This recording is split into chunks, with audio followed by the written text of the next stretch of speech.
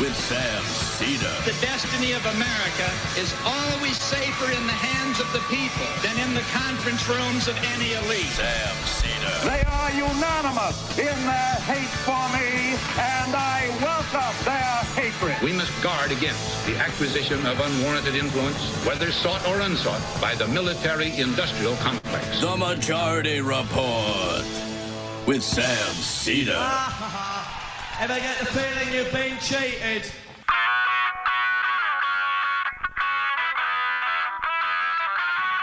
It is Wednesday, September 15th, 2021. My name is Sam Seder. This is the 5-time award-winning Majority Report. We are broadcasting live steps from the industrially ravaged Gowanus Canal in the heartland of America, downtown Brooklyn, USA. On the program today, investigative reporter at the Washington Post, Craig Whitlock, on his latest book, The Afghanistan Papers, A Secret History of the War. Also on the program today, the recall fails miserably in California, as the California Republican Party in total shambles. In Washington, 17 Democrats now publicly committed to sinking the bipartisan infrastructure bill if it is not coupled with the Democratic reconciliation bill. Meanwhile, Senate and House Democrats clash over how to tax the rich. Mitch McConnell vows no Republican votes to raise the debt ceiling. And 1 in 4 hospitals in the south of this country at near ICU capacity amid Delta spikes. Haitian national prosecutor claims there's evidence linking the acting prime minister to the assassination of the late President Moise. Meanwhile, North and South Korea both test ballistic missiles. Book alleges that General Milley, the chair of the Joint Chiefs of Staff, contacted China to assure them he was sitting on Trump post January 6th. New York lawmakers may use their supermajority to draw up to 5 Republican congressional seats into oblivion. All this and more on today's Majority Report. Welcome, ladies and gentlemen. Thank you for joining us on Hump Day. Here, Whoa. as always, yes, I've adopted the kids' lingo, is Emma Vigeland. Hello, Emma. Oh, poggers. Yeah. Speaking of kids' lingo, I am in a, I don't want to Why do you? Well, I was going to say I'm in a good mood today, and I don't want it to I don't want to exaggerate, but there were 2 things that made me happy as I'm reading off the headlines. One, I was very happy to see the numbers in California. I was happy with the way, and we will talk about this later in the show, with the way that it was being reported. I'll get to that in a second. Let me just start with this and what made me happy. And it was the last thing. It was like that New York state lawmakers, they now have a supermajority in New York state government, largely because of but she was never the official governor, Cynthia Nixon. No, but we call her that here. We call her the governor because she forced the former governor Cuomo, which also makes me happy to say. Oh, yes. Disgraced Governor Cuomo, ousted powerless Governor Cuomo. All of those things. It's like a shower of joy on me. I'm not going to get into the specifics. But and so New York, because former Governor Nixon was able to get rid of the caucus that caucused with the Republicans. There was a Democratic caucus that was sort of functioning as Republicans, midwifed. The idea was midwifed by Cuomo. The IDC. The IDC. Because now Democrats in New York State have control, they have the ability to ignore the commission that wants to to redo the districts in a way that would not, that was nonpartisan.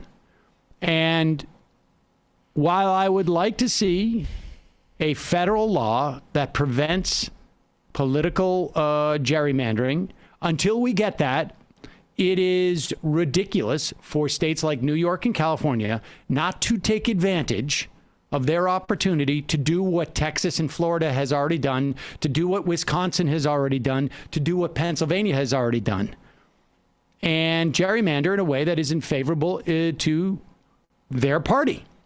And now, you're not going to get to a place where you have, like in Wisconsin, where Democrats win 54% of the vote, and then Republicans, with that 46% of the vote that they garner across the state, end up having 65% of the elected state representatives. However, the idea that Democrats might get rid of 5 Republican seats in this state because of the gerrymandering, we're already losing 1 seat, but they're going to redistrict and essentially eliminate a total of 5 Republican congressional seats. Yes, please. See ya. More of that. And in California, Gavin Newsom won in, I don't know what else to say in terms of, or I should say the recall was rejected in a landslide. And yesterday on the show, we played a clip from Joe Biden saying you either vote for Gavin, you either vote against the recall or you vote for Donald Trump. I think this is a very, very effective message for the 22 midterms. Negative partisanship drives people to the polls, and Democrats, for the first time, and not even by their own making, have the ability to drive their voters out to vote against something, and that is the shadow president, Donald Trump. And here is Gavin Newsom, after having won a resounding victory in the recall, being completely rejected. Remember, there's a $300 million escapade by the Republicans because you only need 12% of the voters to sign a petition, and they got extra time because of COVID by a judge, I think, who was appointed by Trump. I'm not quite sure. Yes. So here's Gavin Newsom. And I think about just in the last few days, and the former president put out saying this election was rigged. Democracy is not a football. You don't throw it around. It's more like antique vase. You could drop it and smash it in a million different pieces. And that's what we're capable of doing if we don't stand up to meet the moment and push back. I said this many, many times on the campaign trail. We may have defeated Trump, but Trumpism is not dead in this country. The big lie, January 6th insurrection, all the voting suppression efforts that are happening all across this country, what's happening, the assault on fundamental rights, constitutionally protected rights of women and girls. It's a remarkable moment in our nation's history. Now, I got to say, I don't particularly like Gavin Newsom, and when he talks, it reminds me of that. But I am excited by the notion that the Democratic consultants, who I think probably largely could not politic themselves out of a wet paper bag, have gotten the message that negative partisanship works. You have already a completely turnkey midterm election strategy, and that is to run against Trump and Trumpism. To you. Totally handed. And the shocking thing is that they're actually not taking it and then dropping it. Like one would with an antique vase. Like with an antique vase or a football. I mean, come on, dude. Yeah. You know, like you can't spend 5 minutes to come up with a better metaphor than that. Don't fumble that vase. Democracy's not a football. We all know about these. We all have handled antique vases before. Yeah, exactly. He must have been doing that at French Laundry. Exactly. Yeah, but I totally agree with you. I mean, for the sake of broadcasting, I disagree. But no, actually, I agree. Because one, negative partisanship works, obviously, as you say. And two, Democrats didn't have this opportunity in 2008 for a variety of reasons, or under Obama. One, because he said, we're moving forward, we're not looking backward, and we're not going to hold the Bush administration to account, which was outrageous. But two, because the Republican Party had largely wanted him to go away, and he did go away. The issue now is that Trump is still the Republicans' president. They love him, and he doesn't want to go away, even though he's been deplatformed. So it's a gift for the Democrats, and they have to seize it. And Newsom effectively nationalized this race, as you say. He made it about Trumpism. He connected Larry Elder and the voter suppression propaganda to what the Republicans were doing to January 6th. And then that's how you get your base to show up in an off year when the party is in control of all of the executive branch and the House and the Senate. Exactly. Texas should be a motivation for Democratic voters in every state. And you don't need to have the Fabergé egg of democracy to know that. All right, we're going to take a quick break. When we come back, we'll be talking to Craig Whitlock, investigative reporter at the Washington Post, on his recent book, The Afghanistan Papers, A Secret History of the War. One sponsor of the program today, one that, frankly, I use their products daily. Now that I think about it, I just came out of the bathroom. Well, I don't want to get too detailed, but I've been washing my hands. Oh. Yeah, soap. I thought this was a Hello Tushy. No. In this day and age, folks are always looking for a way to use natural products.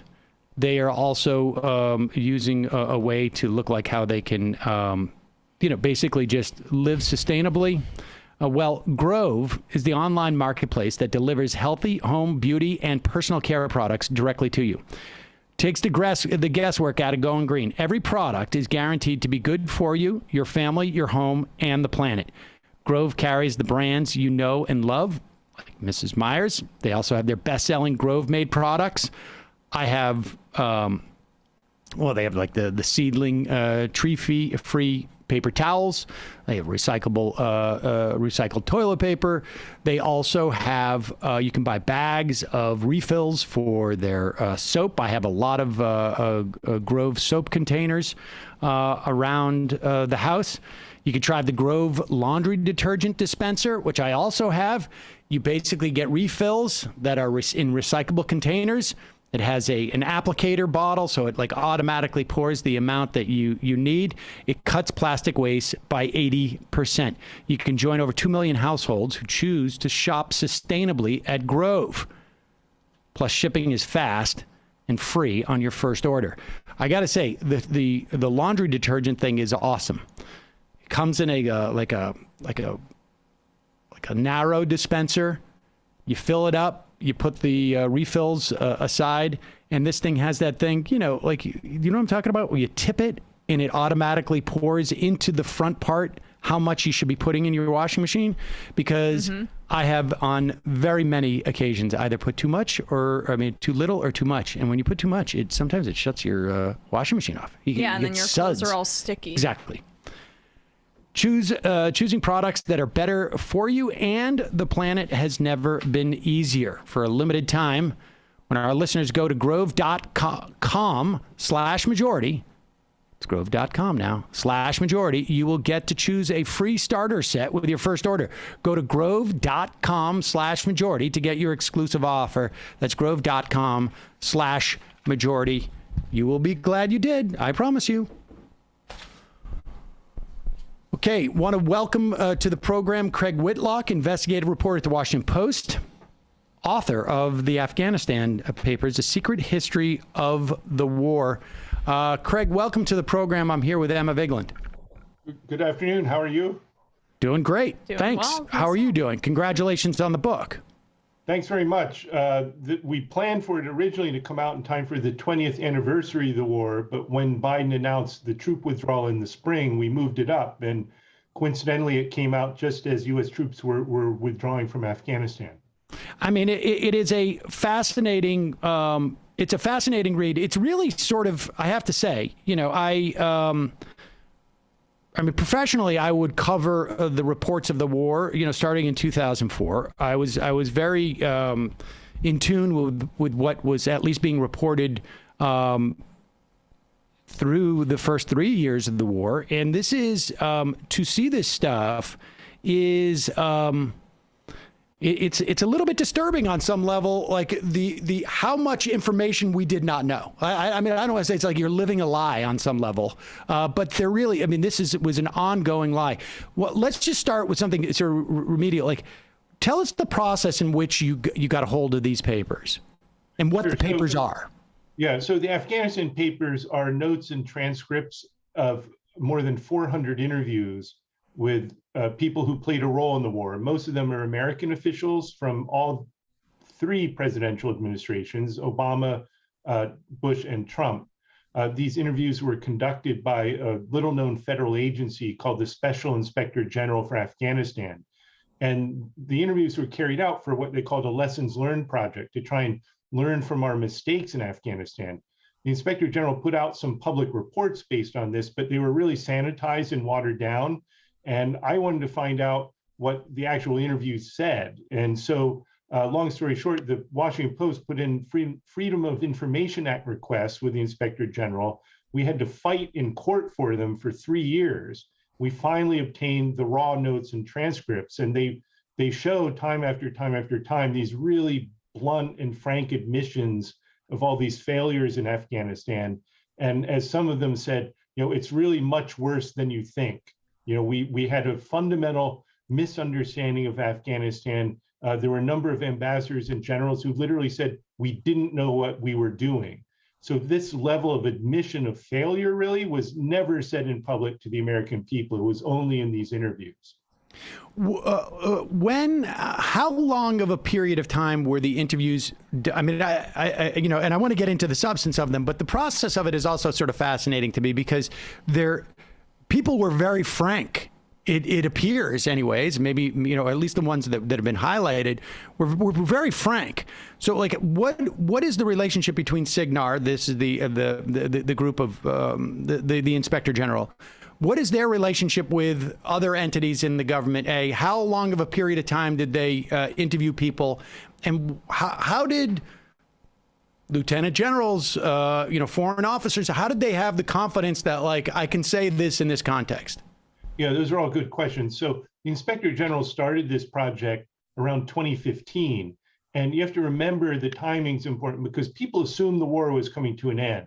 Obama had promised to withdraw all U.S. troops from Afghanistan by the end of his second term. So at that point, the assumption was the war was ending, at least the American involvement. So the Inspector General said, this is a good time to interview people while their memories are relatively fresh so we can learn from our mistakes in Afghanistan and not repeat them in the future.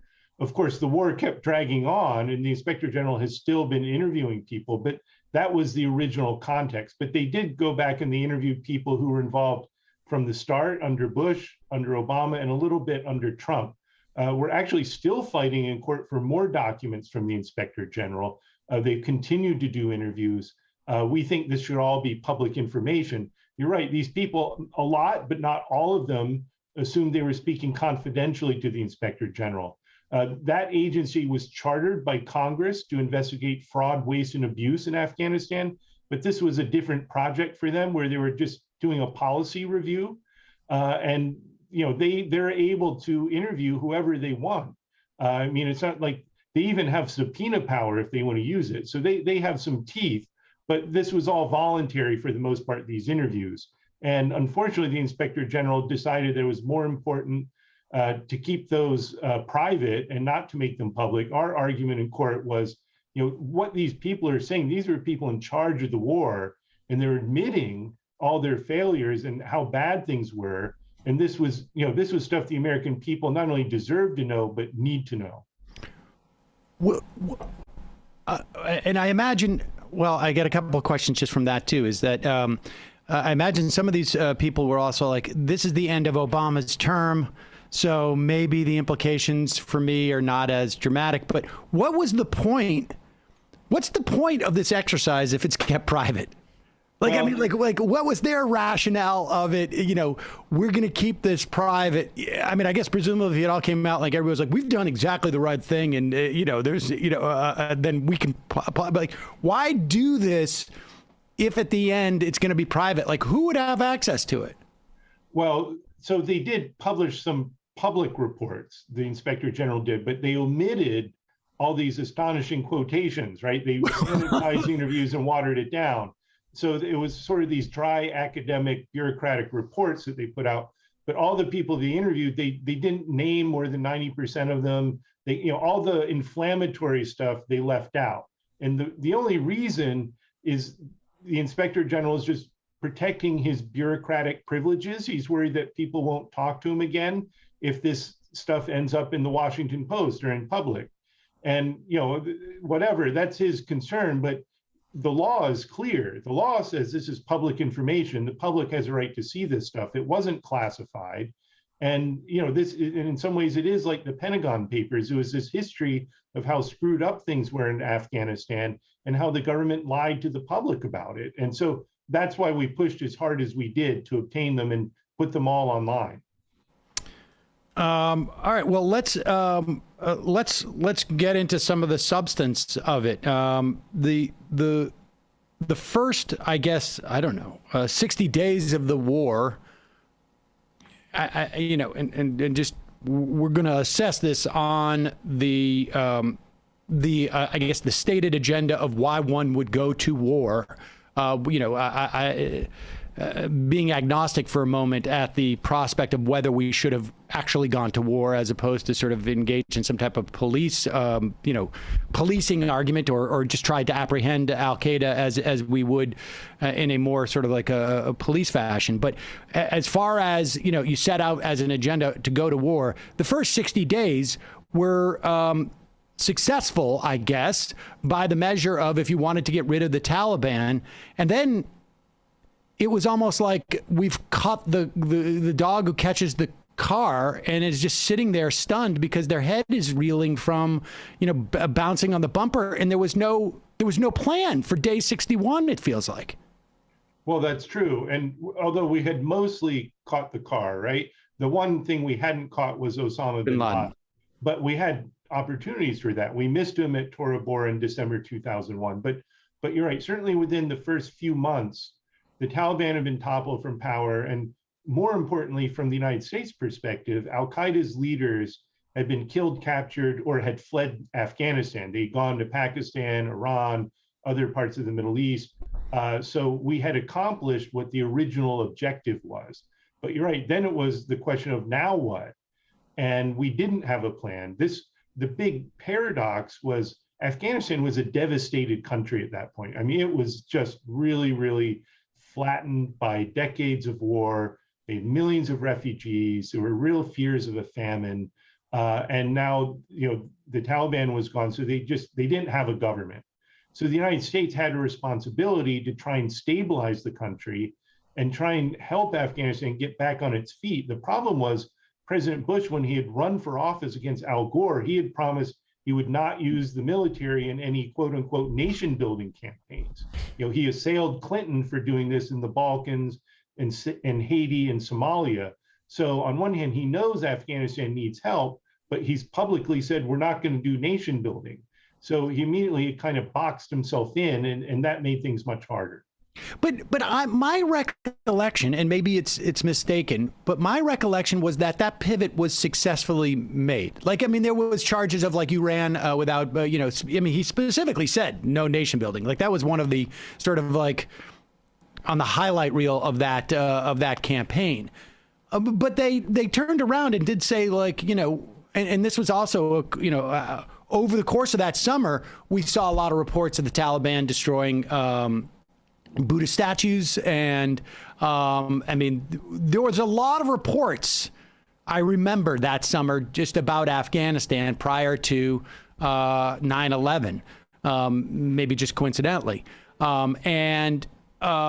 It felt like they had made that pivot, but like, why didn't they, and from the book, learn that Rumsfeld more or less was like, I think we're done, let's go. And they didn't do that. Why couldn't they make that determination there? Was it because bin Laden had gotten away at Tora Bora? Well, these are all really good questions, right? In hindsight, and there was one interview with a diplomat named Nicholas Burns. He was at the time the U.S. ambassador to NATO. Biden's just nominated him to be ambassador to China, so he's a career diplomat.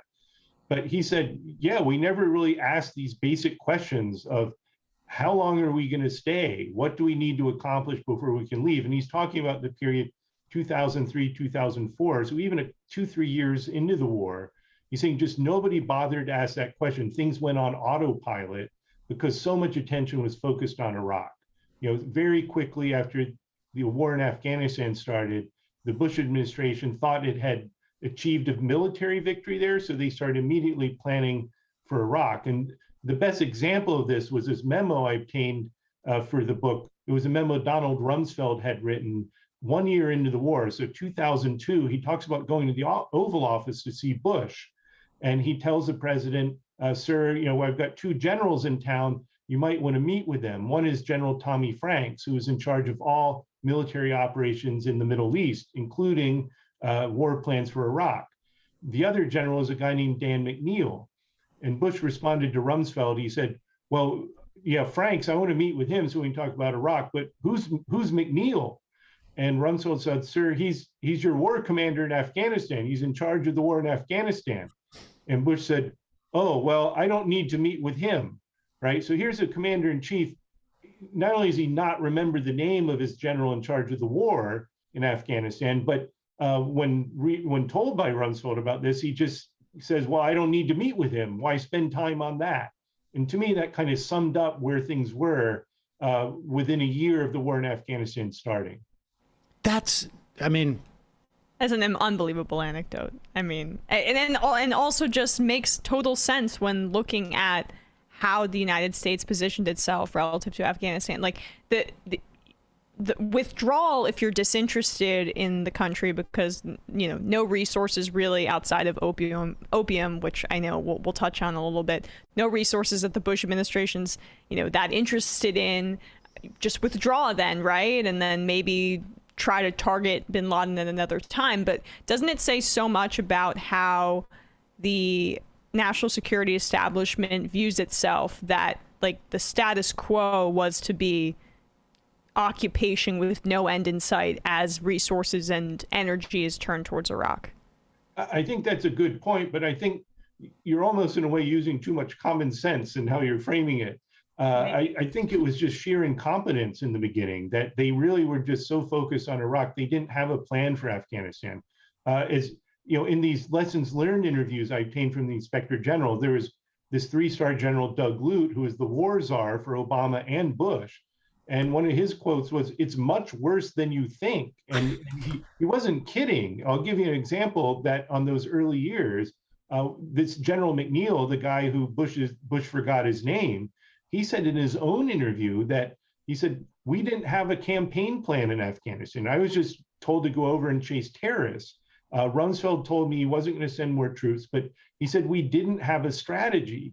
And I thought maybe this was hyperbole, right? What general admits they don't have a strategy? But he's like, no, we didn't have one. We were just over there chasing terrorists, and I was told not to ask for any more troops. I thought maybe McNeil was exaggerating, but there was another interview with his successor, a British general named David Richards, who was in charge of US and NATO troops for about 18 months during the Bush administration. And he said the same thing. He said, we didn't have a strategy. We had a lot of tactics, but we didn't have a proper strategy in laying out our ends, ways, and means of what we were trying to accomplish.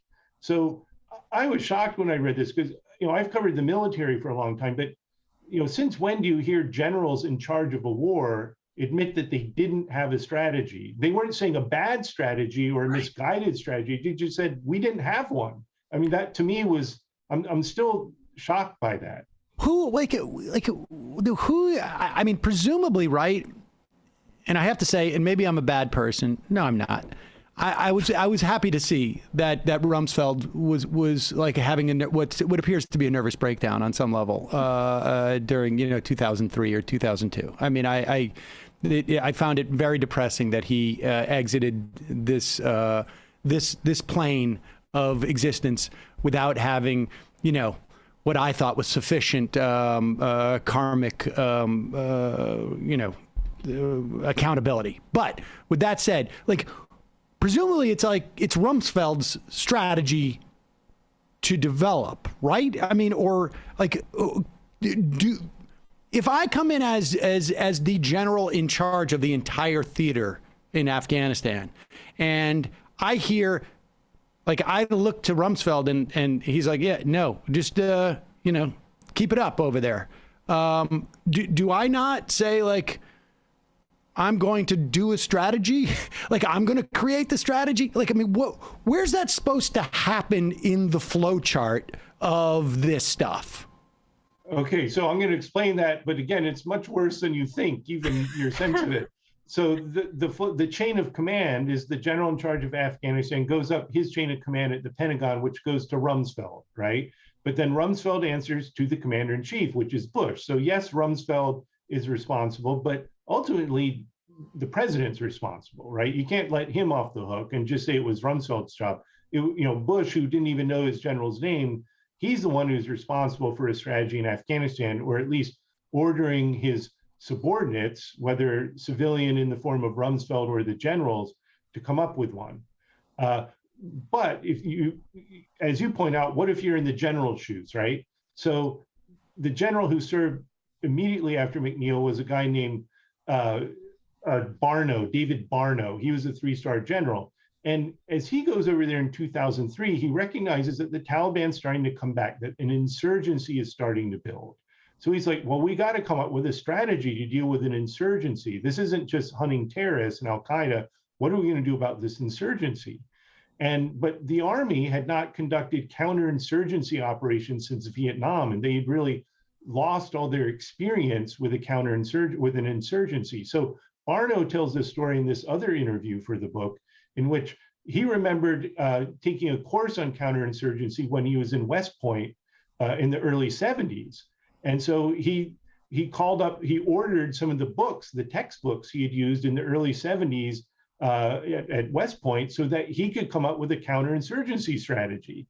They literally were ordering books online to get shipped to Afghanistan so they could consult these old textbooks to come up with a strategy. So like I said, it's worse than you think. The generals were trying, but this is how they were flailing around trying to decide what to do.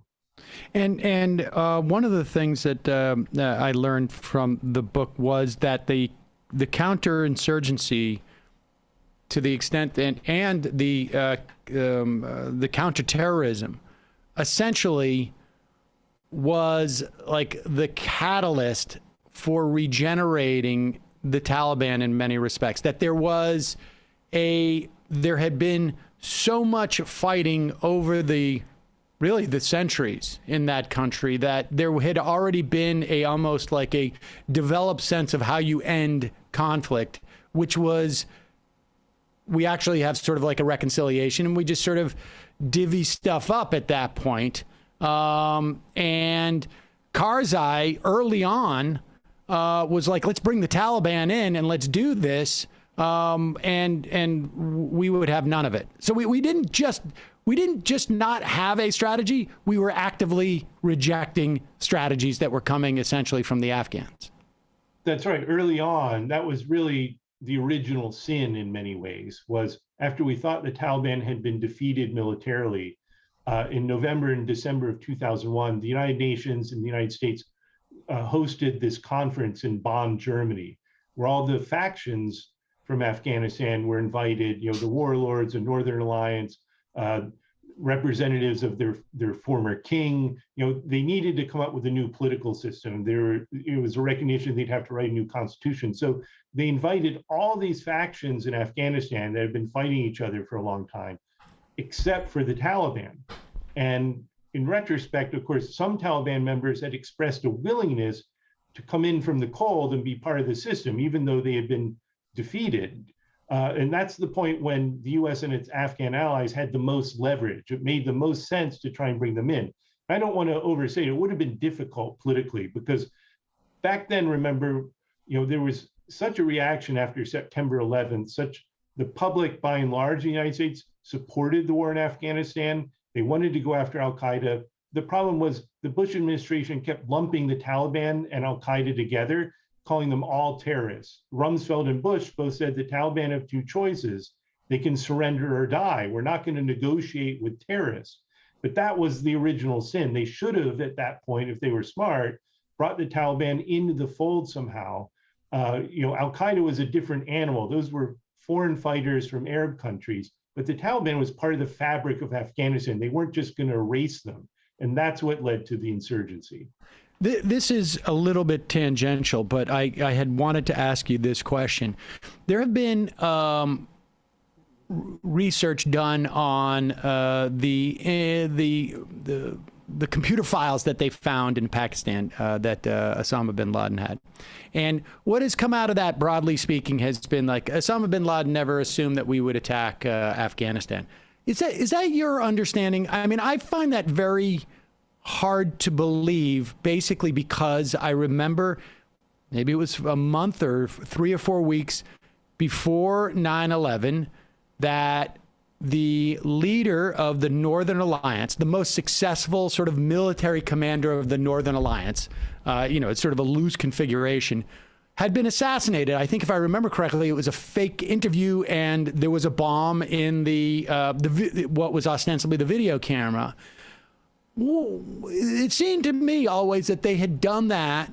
They had done that because they wanted to get rid of the most effective Northern Alliance leader, because in the event that there was an invasion, and they didn't want that guy to be on the playing field. What's your understanding of that? Yeah, that's a good question. I think that's something that's evolved the more time that passes, and there's different schools of thought on that. I mean, the documents you mentioned have been obtained during the bin Laden raid. Another journalist, Peter Bergen of CNN, has a new book out, and he's sifted through those documents a lot. And he makes that argument that bin Laden didn't really want the US to invade Afghanistan, that he didn't anticipate it. But it's also been reported for many years. I used to cover al-Qaeda as my full-time beat during the Bush years and part of the Obama administration. And after 9/11, starting in 2003, 2004, Osama bin Laden would put out these videos that made it sound like he had been trying to lure the superpower into Afghanistan. Just like, he hoped what would happen to the US is what happened to the Russians, that it would bleed us dry, essentially. And it sounded good, right? But this is something I think historians are still going to debate about. What were bin Laden's intentions? What did he expect would happen after 9/11? Did he think the United States would send this large force to Afghanistan or not? What were his aspirations at that point? I think that's something that's going to be debated for a long time. I kind of fall into the camp thinking, no, he was trying to provoke the United States to come to Afghanistan, because, in retrospect, that turned out pretty well for al-Qaeda. I mean, their organization was really harmed and decimated, but if the purpose was to bankrupt the enemy, you did a pretty good job. There's one interview in the Afghanistan Papers with a former Navy SEAL named Jeffrey Eggers, who served at the White House under Bush and Obama on the National Security Council. And he said that Osama bin Laden is probably doing tricks in his watery grave, knowing how much we've spent in Afghanistan, that if he knew we spent $1 trillion and lost all these lives, he'd be thrilled. So that's the school of thought I kind of agree with, that for bin Laden, this was the best possible outcome. And then if you look today, it's even more so, because the Taliban's back in power, controls more of Afghanistan than they ever did. They're stronger than they ever were. So from bin Laden's perspective, this is probably the ideal outcome to 9/11. I mean, I am in that camp, and plus, because Iraq, I mean, we had Spencer Ackerman on the other day. Like, I think I think he has a very good argument that the way that we reacted to 9/11 has led us, the impact has been far greater than even just, a 20-year war that we lost, essentially. I think bin Laden, in his wildest dreams, couldn't have imagined that it could have gone that well. I mean, I think it was like one of those things like, I thought I was I thought I was playing the lottery where I could win $5,000 and I get a $5 million check. Like, how could that happen? I mean, I really do think that he, if anything, it was a failure of imagination as to how well this thing went for him. You're right. I think there's a consensus on that from bin Laden's perspective or Al-Qaeda's perspective, the idea that we would also go into Iraq on this enormously costly failed war, they couldn't have even dreamed that up. That was more than they could have hoped for. I absolutely. Let's move forward. So in some way, the concept that the story you're telling is of a 20-year war that was really like a series of 21-year wars.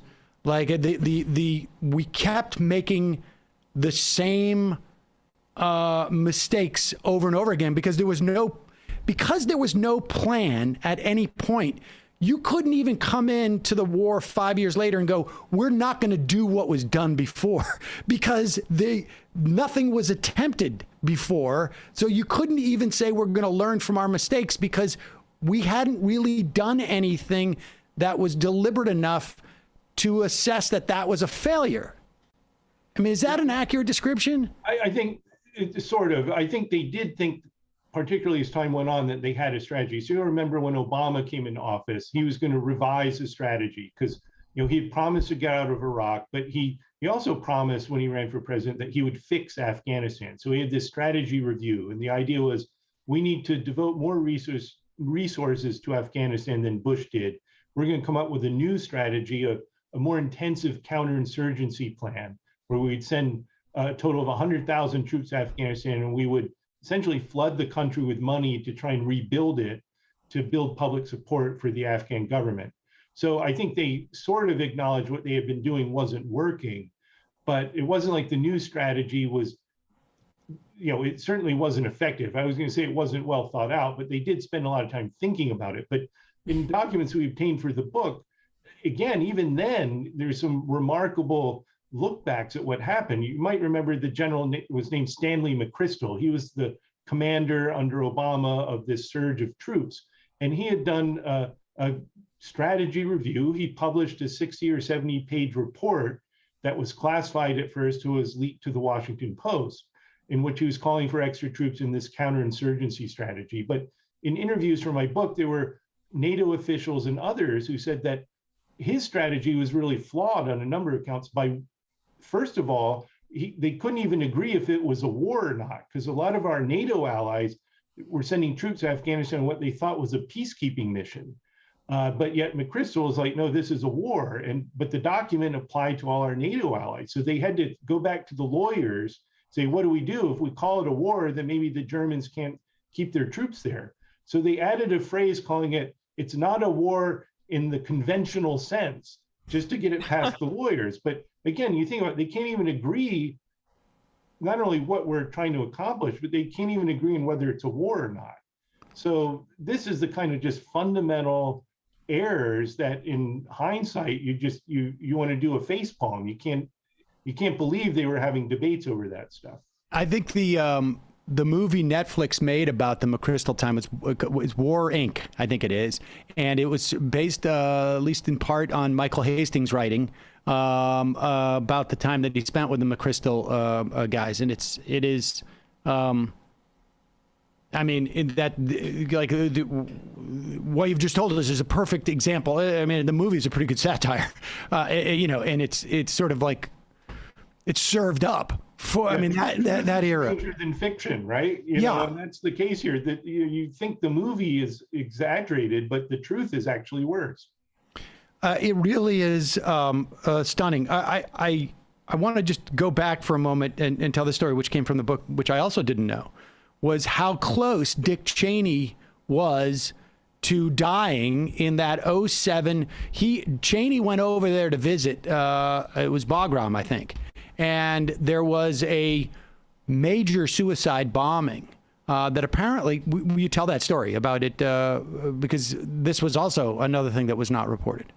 Yeah, so February 2007, Vice President Cheney makes an unannounced trip to the region. He first flies into Pakistan to talk with their military ruler, Pervez Musharraf, trying to get more help in the war. Then he slips into Afghanistan, first goes to Bagram Air Base, which is our biggest military installation.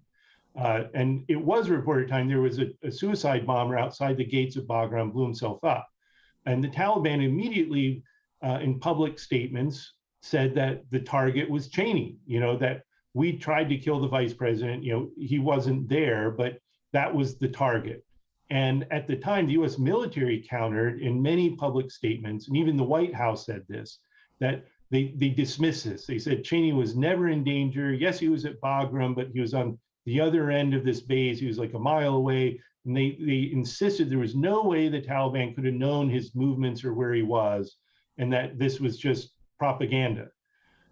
But in an interview I obtained for the Afghanistan Papers, this was an oral history interview with an Army officer who was in charge of security at Bagram, and he was working with the Secret Service to plan Cheney's movements. And he said, oh no, they came really close to getting Cheney, that the bomber attacked the front gate, blew himself up when he saw a line of SUVs coming out, and because it looked like a convoy for VIPs, and he thought it was Cheney, so he detonated his suicide bomb. In fact, that Cheney was supposed to come out 30 minutes later, right? So he said, there's no question they knew where Cheney was. They knew his movements. It was just, we were lucky they blew himself up at the wrong time, but he only missed him by about 30 minutes.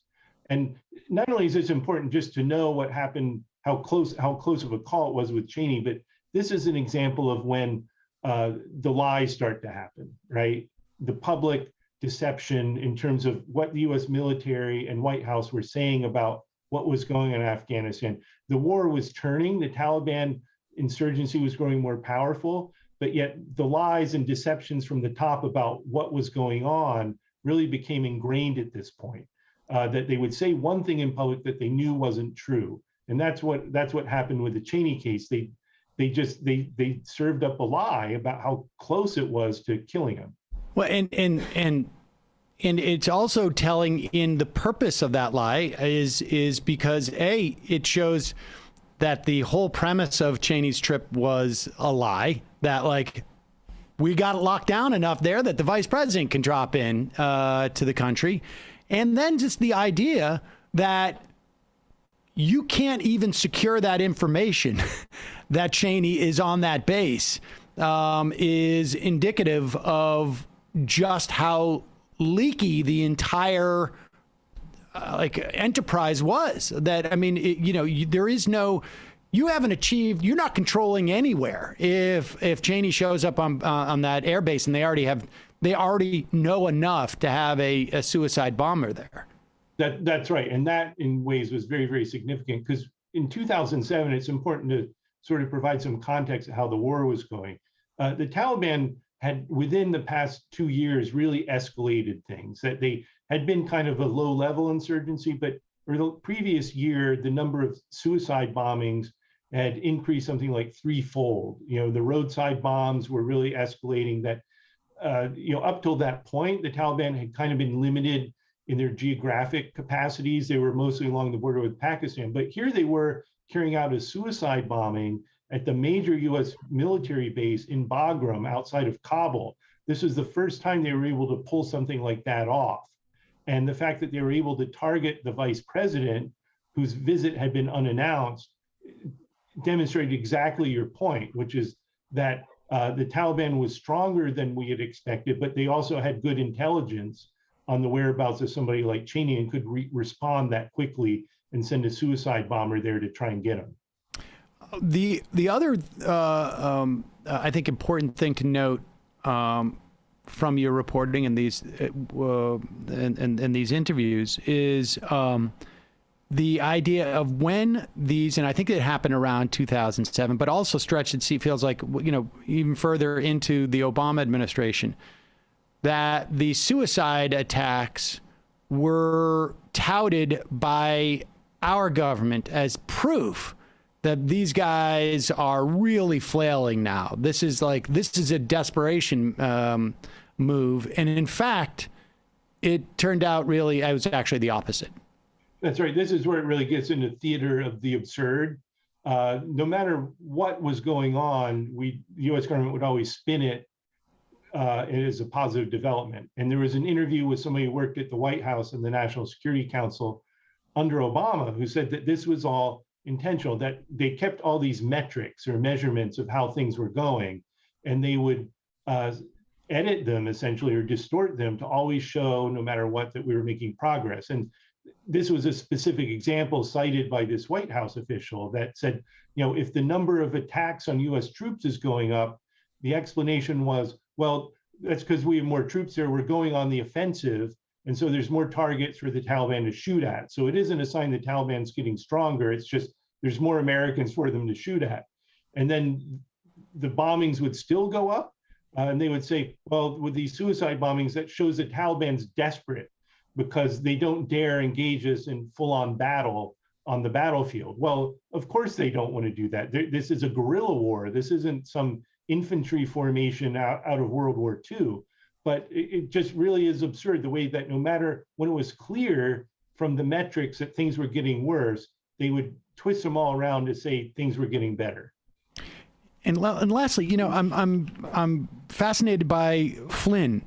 In 2015, Flynn is I can't remember if he's loosely associated with the McChrystal people on they've had some overlap. I mean, he is an intel guy, and he's held in pretty high regard, I think, until around 2015. At one point, there's a break, and it's always been hard for me to tell. I mean, in retrospect, it seems a little clear that there was, there wasn't just a break with Obama and the leadership, but there was a break with, certain aspects of reality.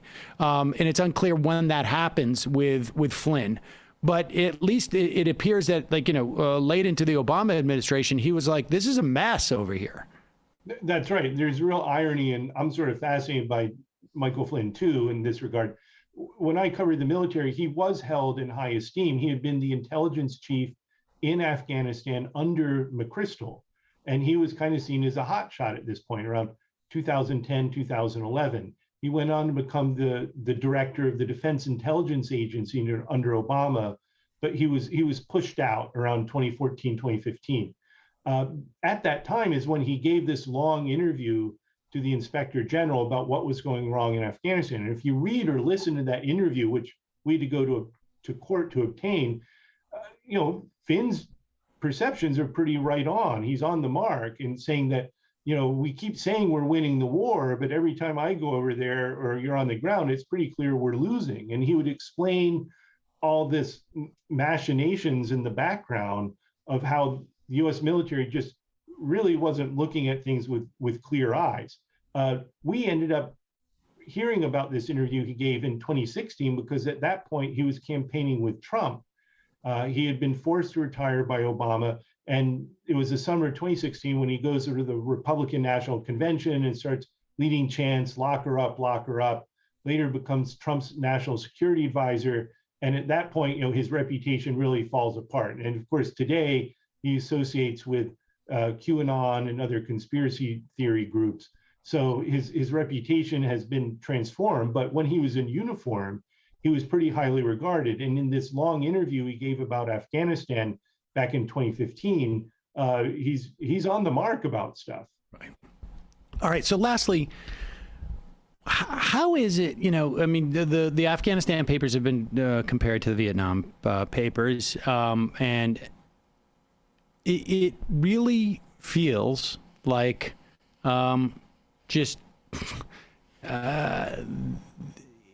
amazing to me that we were able to almost just duplicate, the Pentagon Papers, to sort of duplicate this failure. Like with enough, if there's 20 years, there are 25 years in between, there's enough institutional memory or memory loss or societal memory loss that like you can do it again. I mean, that's the thing is it feels like there's no learning from him. Only Joe Biden seems to be the only person. And, there's a story today that coming out of the new book from, I think it's Acosta and Woodward, that he basically, rode over the generals and Blinken and just said, I'm getting out. But it's amazing to me that we could go through Vietnam and it was still pretty fresh in people's minds in the 90s even that we could do this again for 20 years. Yeah, and looking back, again, it's in the category, it's worse than you think. I went back and I found one of the first questions Bush was asked in October 2001, after he ordered the start of the war. He held this primetime news conference at the White House. And one of the first questions he got was, Mr. President, how are we going to make sure we don't get bogged down like in Vietnam? Could Afghanistan turn into a quagmire?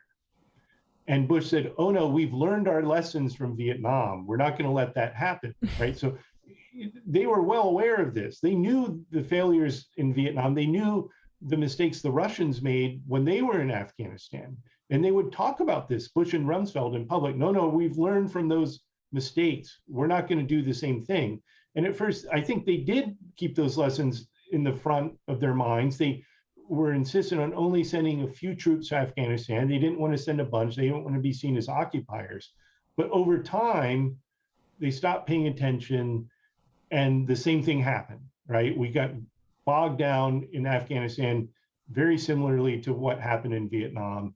And we didn't learn from those lessons. And of course, as bad as that is in Afghanistan, you always worried the same thing could happen in 5, 10, 15, 20 years from now when another crisis erupts somewhere around the world. Craig Whitlock, the book is The Afghanistan Papers, Secret History of the War. We'll put a link to that at majority.fm. Thank you so much for your time today. I really appreciate it. You bet. Thanks for having me on. All right, folks, quick break. We'll be back to wrap things up.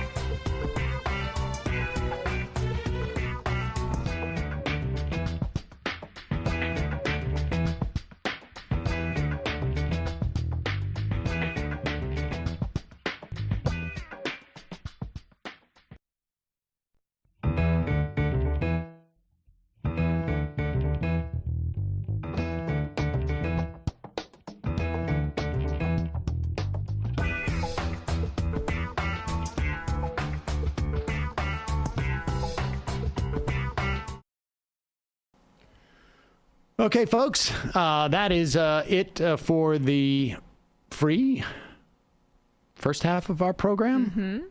Mm-hmm. And for those of you who are watching on Peacock, we will see you tomorrow, or at least I will see you Emma tomorrow. will. Sam is celebrating the holiday. Yes, as we say, easy fast. For those who are celebrating Yom Kippur, I will be fasting. Oh, you will? Of course. Well. And then I'll be back on Friday, having had atoned for my sins. So there you go. Yep. Good for you. If you're watching on Peacock, we'll see you on Friday.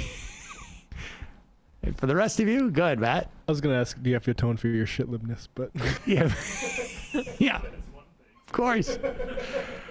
I've got a lot of apologies for Michael Tracy and Glenn Greenwald, Dave Rubin and Jimmy Dore. I mean, you've got to atone for selling out your entire soul and your political philosophy to MSNBC. I got to do that. I feel bad about putting Crowder in the hospital.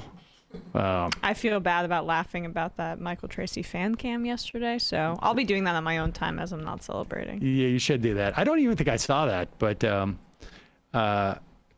folks, we're heading into the fun half of the program, and today on that fun half, we will indeed be taking phone calls and talking about all sorts of different things. Yep. And we will also go over some of the exit polling from the California recall, which I think is going to be important for 2022. We will talk a little bit about the reconciliation bill. There's a big argument between the Democrats in the House and in the Senate. The Senate is being more aggressive, actually, at least Wyden is, in terms of what they want, where they want the tax increases. My understanding is the Biden administration, well, we'll talk about this in the fun half, but my understanding is the Biden administration is really adamant that no one under, any earners under $400,000 a year, which is a significant amount of money in my estimation, be taxed, have a tax increase. And so, like, you know, I've been, you know, starting to bang on my drum. Not that anybody hears my drum, but bang on my drum. Shofar. Even the people who need to hear it aren't hearing it. But like, why aren't they running against the Trump tax cuts? And I think part of it is because they, for whatever reason, think like, oh, but then we'll get accused of raising money on people who are making less than $400,000. And it seems to me that you could just say like, well, yeah, but we're not going to. So we're running against the Trump tax cuts, but not all of them. But we're just saying that we're going against the Trump tax cuts because they were the least popular tax cuts in the history of tax cuts in this country. Yeah, but they're all just like Reagan Democrats scared of their own shadow. You can't talk about They don't like to say tax. Trump. No, but they also don't like to talk about but tax cut repeals. But we're raising taxes. I mean, like, we're going to do that. That's going to happen. But the big fight is on the stepped up basis on inheritance taxes. We could talk about that in the fun half of the program. It is it's just such fun stuff. Yes. Well, that stuff is super fun. Also in the fun half, well, who knows what we're going to talk about? Part of that is going to be dictated to you, by you, because we have our phones are up at 646-257-3920. We have the IMs. You can IM the show by going to majorityapp.com.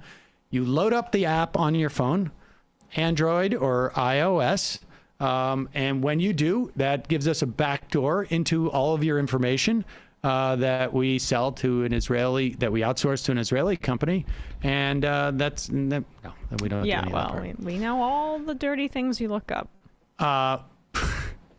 Also, don't forget, you can support this show, help it survive and thrive by becoming a member at jointhemajorityreport.com. Jointhemajorityreport.com. It is our members who are our primary source of revenue. It is true that sometimes we get ads from YouTube, and sometimes we sell ads through our media broker, but our members remain our primary source of revenue. So you can help us out by becoming a member at jointhemajorityreport.com. Also, don't forget, AM Quickie. You can get it, an email blast in your email box every morning. Go to majority.fm, scroll down, and sign up. And we will never sell your email information. Also, check out Nomi Show, youtube.com, The Nomi Key Show. And at, I don't know if they're going to be at twitch.tv this week because it's pre-recorded.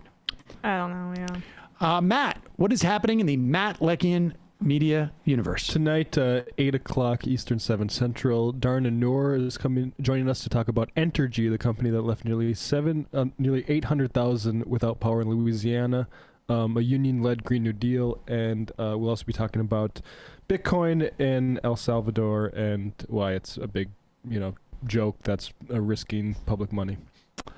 Patreon.com/leftreckoning. We passed 900 patrons. Thanks, everybody. Nice. Whoa. I think it wasn't War Inc. is the name of that movie. I always get it confused.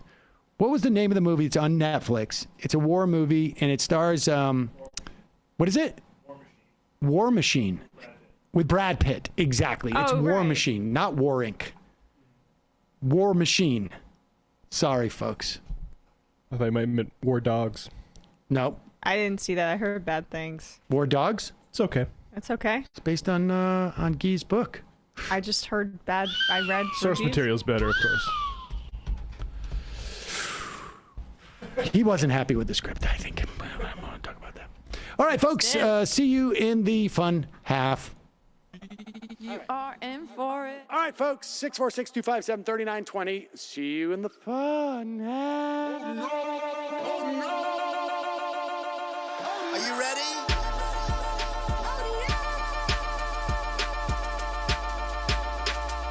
Who sent us this? Alpha males are back.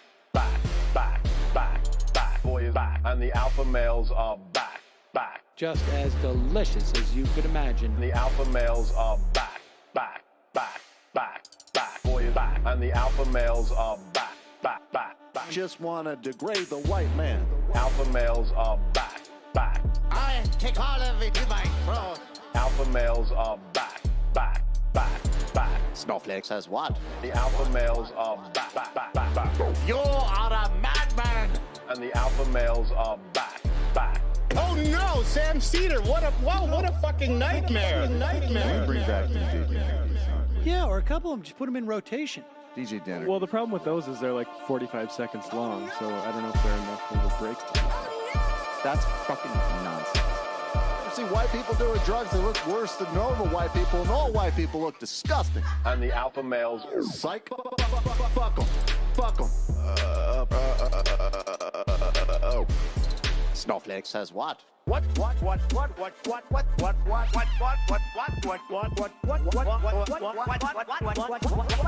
Snowflakes has what? A hell of a lot of bank.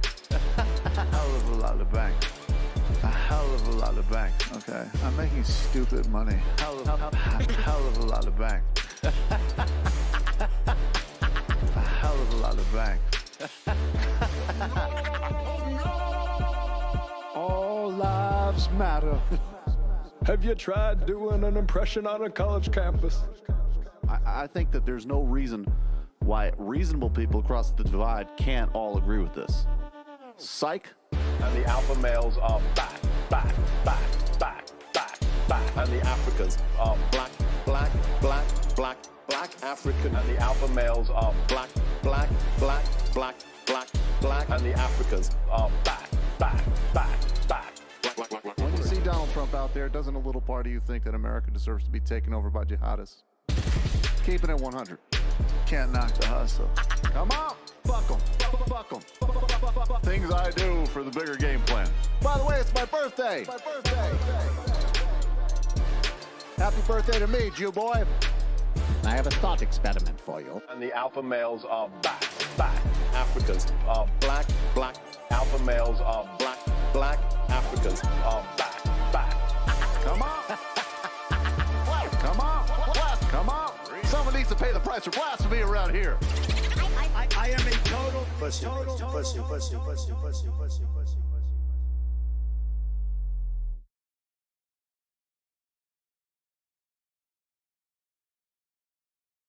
Yeah. Oh my God. Oh my God, folks. Welcome to the fun half. Hey, let's start off in a really fun happy I am. Ebb and flow. Right, Sam, you guys have absolutely ruined my butthole with your sponsorships because I can no longer comfortably poop at the office after getting my tushy installed at home. I don't know how we ruined your butthole. I would imagine that we elevated your butthole expectations, and thus it makes it difficult at the office. Never in my wildest dreams would I have contemplated the concept of a butthole having expectations. Well, but there you are. Thank you. Your butthole's not sentient? Look at that spin, Emma, on that I am. Did I do that? Oh, yeah. Well, I'm spin zone. Just like the toilet.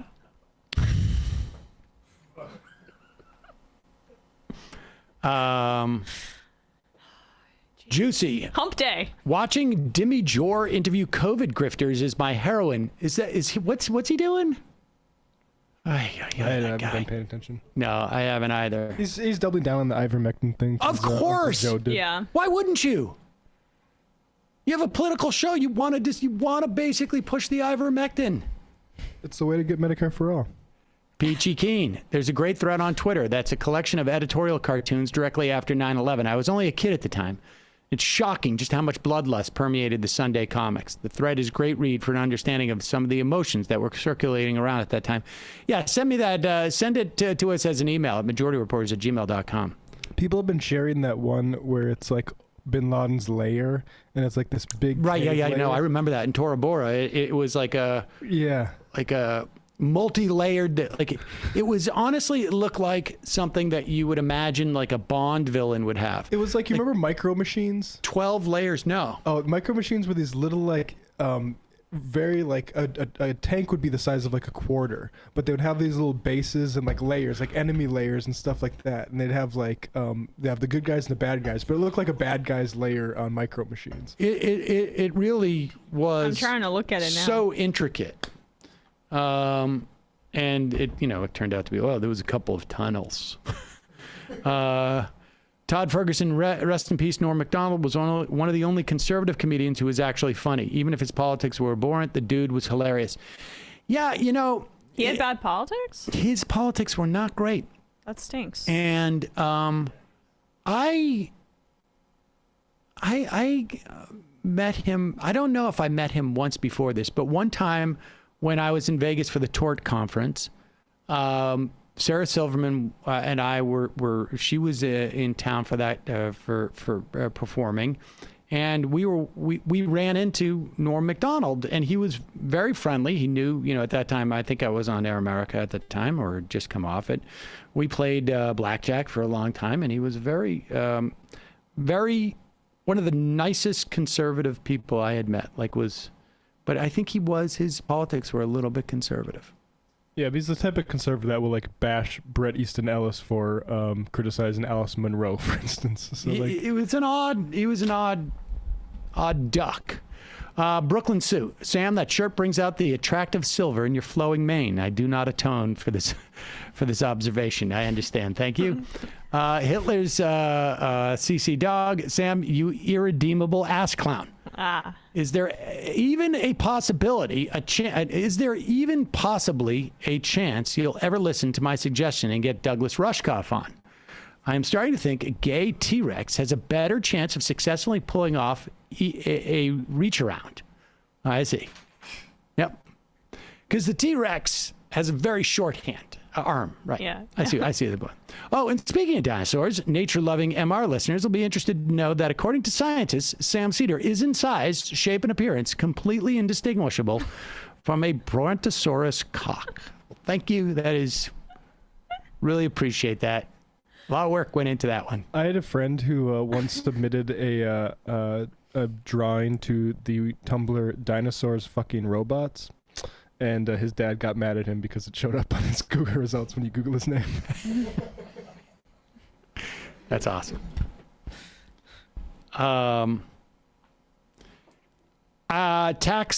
Taximal, I was disturbed by your take on AOC yesterday. Please hear me out.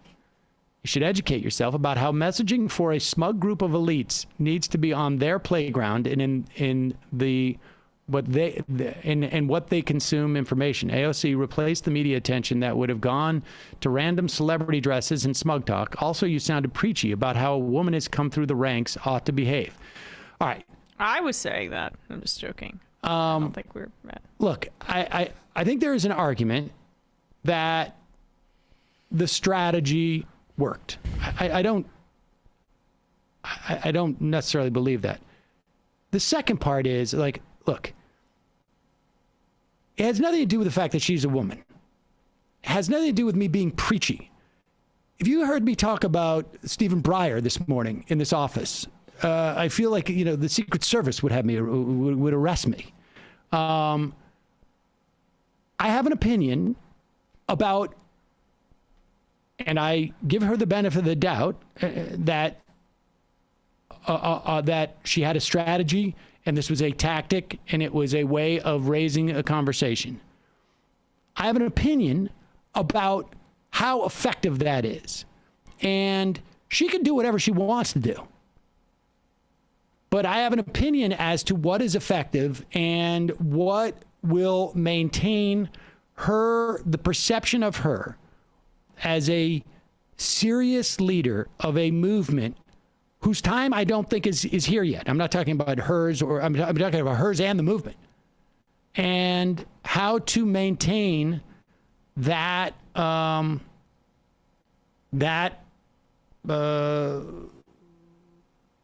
stature and yes, and it's a fragile thing, right? I mean, I think it is. Right. And like, I understand the impulse to lean into like, they're going to talk about me anyway, and let's change the conversation. And like, so as Sam says, I'm sympathetic to the impulse and understanding of why she did it. I don't think it was effective. Yeah, I mean, I think just broadly, connections with movements to me are more important than seats at those sorts of tables. Yeah. And when you have, protesters, possibly BLM protesters, being beat up by cops outside of that event, like it's not great optics, in my opinion, for what we want AOC to do. And again, like, I agree that I think the people like really being harsh on her are wrong and like wish her ill, and we don't. And there's a difference. Right. And I don't think it was like, I don't think it's indicative that she's sold out or something like this. I think it's conservatives saying it's tone deaf because she's at a rich event wearing that. No, the point was that she's wearing that dress, knowing she's at a rich event, so those rich people can see it. Right, of course. Right, but they're missing that entirely. I don't even care about that. Like their perspective on it. I know, but like, putting that aside, we're not having that. We're not making that point. Right. Of course. I just think that, like, look, and this is a concept from script writing. You show, you do not tell. And when you show up there and say tax the rich, you're telling tax the rich, but you're showing, in the meantime, like, let me validate this event in some way. She wanted to support. Don't smoke. Right, but the cigarette has to say don't smoke. Right. But like, she could have made a point of and say she wants to support the fundraiser for the Met. Right, it was a fundraiser for the museum. Make a donation and then make a statement about taxing the rich, I guess. And I think that and don't go. Well, whatever. I don't know. But I do. The idea of, like, you sounded preachy about how a woman has come through the ranks ought to behave. You should hear me for the rest of the show too, if you think I sounded preachy then. I think that's that's like my job. Like, AOC literally tweeted out, the medium is the message, but the medium is the gala and the dress. Really, I think the problem is, like, the sender was the message there for what AOC wanted to say. Like, who's there at this table? And I don't know. I think there's a limited utility. But we've already spent more time on it than I think it warrants, frankly. Frank Stallone, R.I.P., Norm MacDonald, Ding Dong. Are the New York Dems deleting 5 Republican seats from the U.S. House of Representatives or the New York State Assembly? They're going to do it from the House, from the U.S. House of Representatives. I don't know what their plans are for the Assembly. I imagine, I don't know the relationship between the congressional seats and the state assembly seats, but I imagine they're going to knock a couple of those out too. But I'm really excited about the U.S. House of Representative seats. Between the 101 and the 5, I think the fact the California recall election was all mail-in really helped. I hope the state switches to that permanently. Also, whether we like him or not, Gavin Newsom was great in the show Arrested Development. Who is he in Arrested Development? I didn't see it. I auditioned for it. You didn't see it? I mean, I saw a couple of the episodes, but I didn't watch it. Your friend is David Cross. And I was friends with Will, too. And I auditioned and I was friendly with Bateman back in the day. Yeah. Okay. I auditioned for the Bateman part. I've told that story. Really? I didn't know that. Oh, my God. I got a good story about that. It's very quick. So the creator of that show, what's that guy's name again? I don't know. The creator of Arrested Development. It's a famous guy. Yeah, Mitch Horowitz.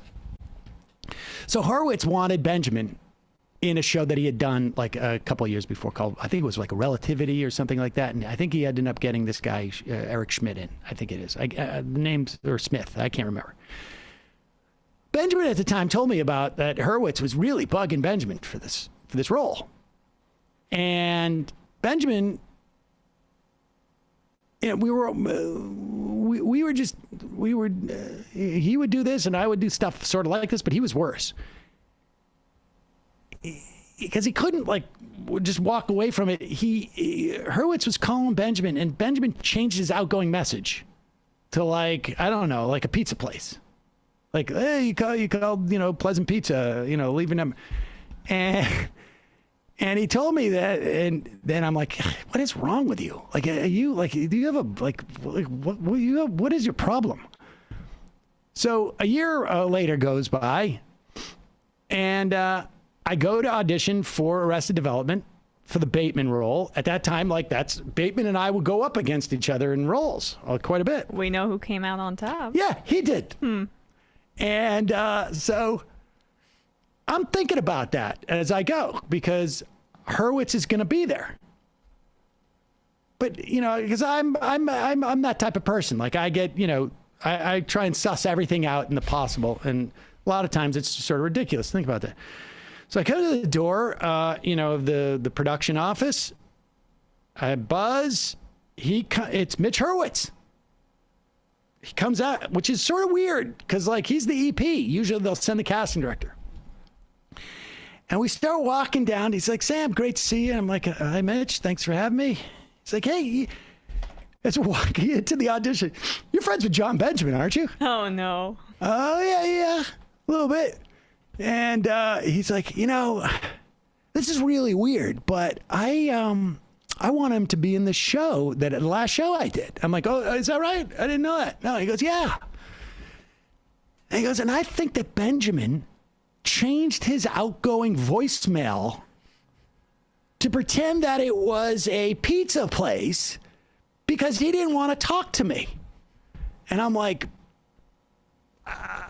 yeah, really? I mean, he's like, I'm almost convinced of it. And I'm like, it's not something I would have, I'm not just sure. And he knew that Benjamin and I were close friends. I mean, yeah. And as he's like, well, I really think he did. I go into the room and I sit on the spot and he goes, all right, you ready? And the audition was a disaster. And, all right. There you go. So that's all she wrote. So, so you know, Jason Bateman, you're welcome. Right. Exactly. Let's do this here. There was a House Foreign Relations Committee hearing, and this took place on Monday. Yesterday, Tuesday, Tony Blinken was in front of the Senate Foreign Relations. Let's look at Monday's first. Ilhan Omar was questioning Blinken over the report about the drone strike in Kabul that, according to the U.S. government, supposedly killed an ISIS-K operative. This is an outgrowth of ISIS in Afghanistan, but actually killed a humanitarian aid worker in addition to 9 other people, including and children. 7 children. Yeah. Here is that exchange. Mr. Secretary, I know it is harder to end a war than start one in this town. So I thank you and the president for ending our longest war. Over the weekend, both the New York Times and Washington Post reported that August 29th drone strike that supposedly prevented a car bomb attack at the airport in Kabul instead killed Samari Ahmadi, an aid worker, and his family. The strike happened when there was a lot of eyes on Kabul, but it's not unusual for U.S. drone strikes to kill civilians. It is not unusual for the U.S. government to claim it killed terrorists instead.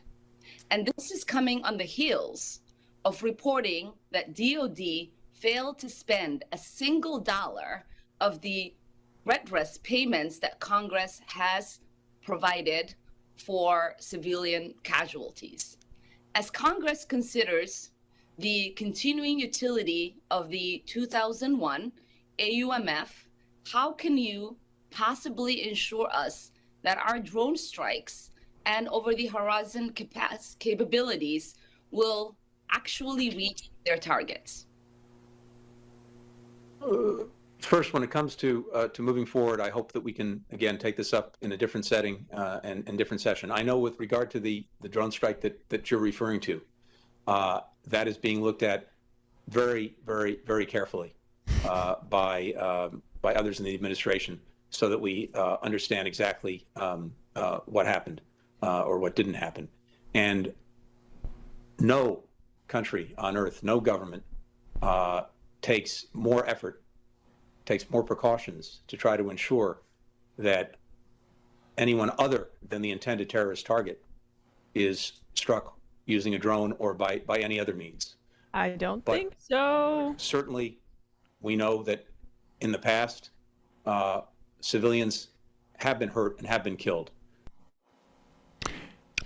No other country does this at the rate that we do. That's right. We're the drone strikers. Like, it's like being the only, I don't know, person in the room who's doing something and then saying, but we're the best at it and we try the hardest. Couldn't even come up with one thing. The other sort of conclusion one could draw from that, even if one was to take at face value what he was saying, is that maybe there's no way to do this without killing civilians. And the 20 years of experience that we've had in Afghanistan, understanding that the reason why the Taliban was able to regenerate, the reason why Afghanistan fell so quickly was because we were hated for doing that very thing. Yeah. That the value of doing that, even if we are, 75% of the time we hit our target, and nobody has got a better average than that. Maybe that just doesn't work. Maybe killing civilians is a bad strategy, even if you're not trying to, because no one who is not lying would ever say that we can launch whatever it is, precision targeted strikes, however you want to talk about it, without killing civilians. And the fact is that we keep getting more and more evidence. And this, never mind the morality of this, just from their own efficacy standpoint, just even with every single one of their principles stipulated, it's not effective. It's not effective at all. And here's the why this is so important now too. They're going to be that bad at targeting when we still have troops on the ground, when all eyes are on Kabul, when getting out of there is without casualties is the number one agenda.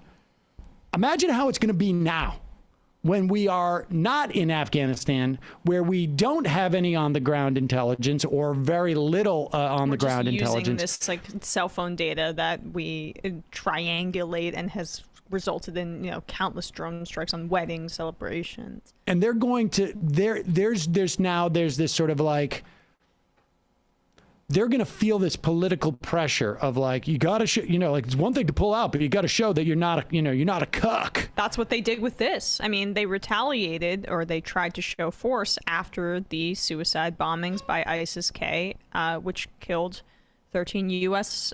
Personnel. Yep. And we just need to, obviously, not do any of this. It's not effective. Right. And but maybe if we streamline it's also incredibly immoral. I mean, I just contemplate the notion of just like, of living under something like this. We just need to not do it. We can't do, there's no way to do it. Yeah. to achieve the ends that they supposedly want. And like the cognitive dissonance too. One, it's why having someone like Ilhan Omar in Congress is so important, is because no one in this country has known what it's felt like to have a war zone in the United States, like who are to live, living right now, to live through the fear of, say, you're parking your car as a humanitarian and a drone takes you out and multiple children in your family. We don't understand what that's like, and so it allows for this incredible cognitive dissonance, and Blinken gets to sit there and very statesmanly like we are in his very, let me say very 3 times, and that should be we're enough. the best at this, and we're concerned too. No, any loss of civilian life is a tragedy, even though we're the ones primarily doing it throughout the world. That's why I mean having her in Congress was what you meant. That's what I said, right? You said America. Well, that too. Well, there's some in America, but Congress is even. Love her being in America. Calling from a 915 area code. Who's this? Where are you calling from? 915.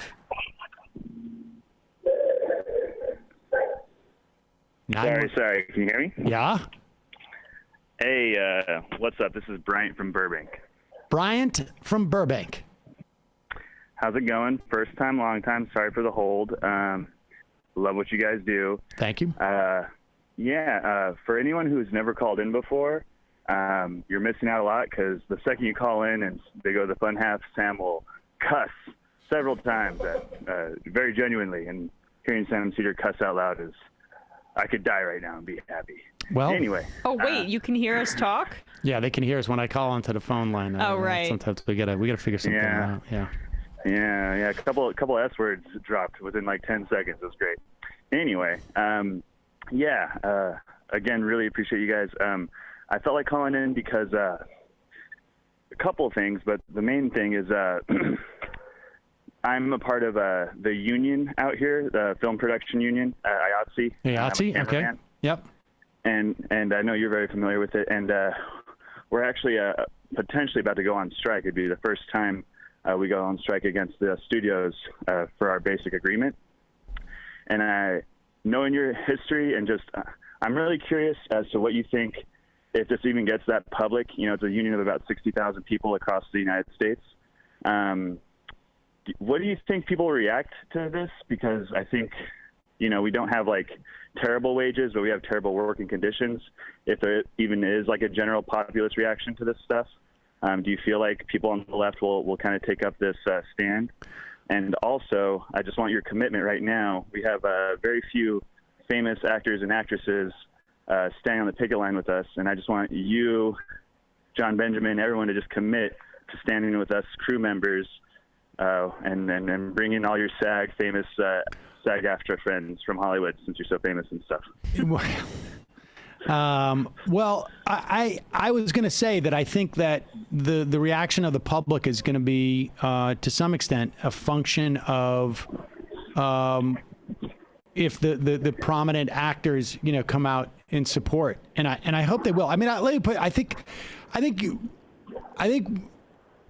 the union is as well situated and in terms of time as it's been in my adult lifetime. I think that, camera people are dealing with all these crews are dealing with a lot of shit right now with COVID. And I don't know the specific issues that you're dealing with. I know people who are doing production, and they're just like, it's nuts how some productions I've heard are actually pretty good, but it depends on what you are. But like particularly in commercials, like it seems like there's a lot of like producers who are just like, we just got to get this done type of situation. Totally. I think COVID's one thing.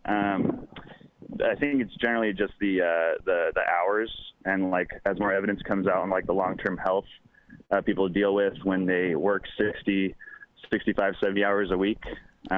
You're much more likely to have a stroke. You're much more likely to have heart disease later in life. And we're trying to kind of shift the paradigm to where this isn't just such a standard, Yeah, well, I see. I don't think people. Business, I don't think people fully understand this. So what happens with productions, and correct me if I'm wrong, is that like the you want to make them as short as possible in terms of days, not necessarily hours. And so you want to put all the hours into the days because you rent a location by the day. You rent equipment by the day. So if I can get 16 hours out of one day as opposed to 2 days, there's the whole set of costs that I'm cutting down on. And this is a perfect example of like, we're going to cut down our costs and essentially offload this externality onto the crew, the labor. I mean, that's basically what it is. And actors, actors will have to be on set for 16 hours and it's exhausting for them, but they also spend a lot of that time in their trailer, hanging out and looking at their phone or, doing their exercise or whatever it is. And then they get a rush onto the set. But meanwhile, all these other people are actually working and setting up the shot. I think there's an argument that like, look, we just gotta the manager of the talent or whoever it is did the packaging, you're gonna have to take a little bit less so that we can do this in 5 days instead of 4 days type of situation. Well, yeah, and the other part of it is that the streaming residuals, our pension gets funded by reruns on television or theatrical releases, kind of like how it works with SAG. But with all these new streaming sites, that's been non-existent. So I've been in the union for 3 years. Virtually every show I worked on has been a web show, and I have not contributed to my pension at all in those 3 years. Interesting. I did not know that. Because it's new. So and Netflix, Disney, these guys are making hand over fist money-wise the past few years, especially during COVID. And it's under a new. That's another big point of contention. I didn't know that. I don't know how the residuals, I mean, I haven't, the only thing, I still get residuals from the things I did. And the only thing that like I'm actively doing that is available to me for residuals is Bob's Burgers. And I don't know if that, I think with SAG, AFTRA, the pension contribution comes at the front end. I didn't realize that with the IATSE, it was contingent upon reruns. It's also theatrical releases, but the basic point is it's Netflix, Disney Plus, even HBO Max shows. They don't contribute to the pension for 60,000 crew members as of now. Anyway, I just want to get your thoughts on that, since you're so big and famous and you hang out with H. John. Benjamin can afford to do it because it's, it's all voice work for him. So he doesn't, right. Where is, do you know where the picket lines would be in New York? It's, we're a little way, we're just getting emails right now. So it's locals all across the United States. It's very hard to get coordination, through this because I'm part of the camera local, the prop makers have their own local, and we have never actually had a strike before. When would the strike happen, if it's going to happen? I'm probably going to get an email for authorization within the next few days, and then we'll vote on it, and then that's just like a bargaining chip. But I would say within the next couple of months we might hear that Hollywood's shutting down. Wow. Well, all right, appreciate the call, man. Hang in there. Love you guys. Thank you so much. Bye. Calling from an 815 area code. Who's this? Where are you calling from? Sam? Yep. Hello. This is Gucci Blaster from Wisconsin. Of course. And I am going by that moniker because I would like to spill the beans on Amazon. I am a third-party delivery service provider worker. Okay. Now, by third party, that means what? That you do the last mile from the post office, or what does that mean? Yeah, pretty much from like that building with the big blue ring around the top. I take all the bags of packages from there and get them on people's property or their apartment building. Okay. And so pretty much they want us to do like 160 stops a day. So that's, you know, in and out of your van 300 plus times, and it's 20 to 25 stops an hour. And I'm a younger guy. What? So I usually have no problem hitting that. But, like, it's pretty backbreaking when you got to load your van up in the morning. 25 stops an hour? Yeah. 20 to 25, yeah. So you got to go grab those packages. If you've loaded up your stops ahead of time, you then run in, run out, and you've got 2 minutes. Presuming you're not going to drive anywhere. Yeah, you've got like 3 minutes from doorstep to doorstep, pretty much, which is pretty rough. It's insane. And so I've been doing this for, well, I don't know if I should actually say how long, because I'm still doing it.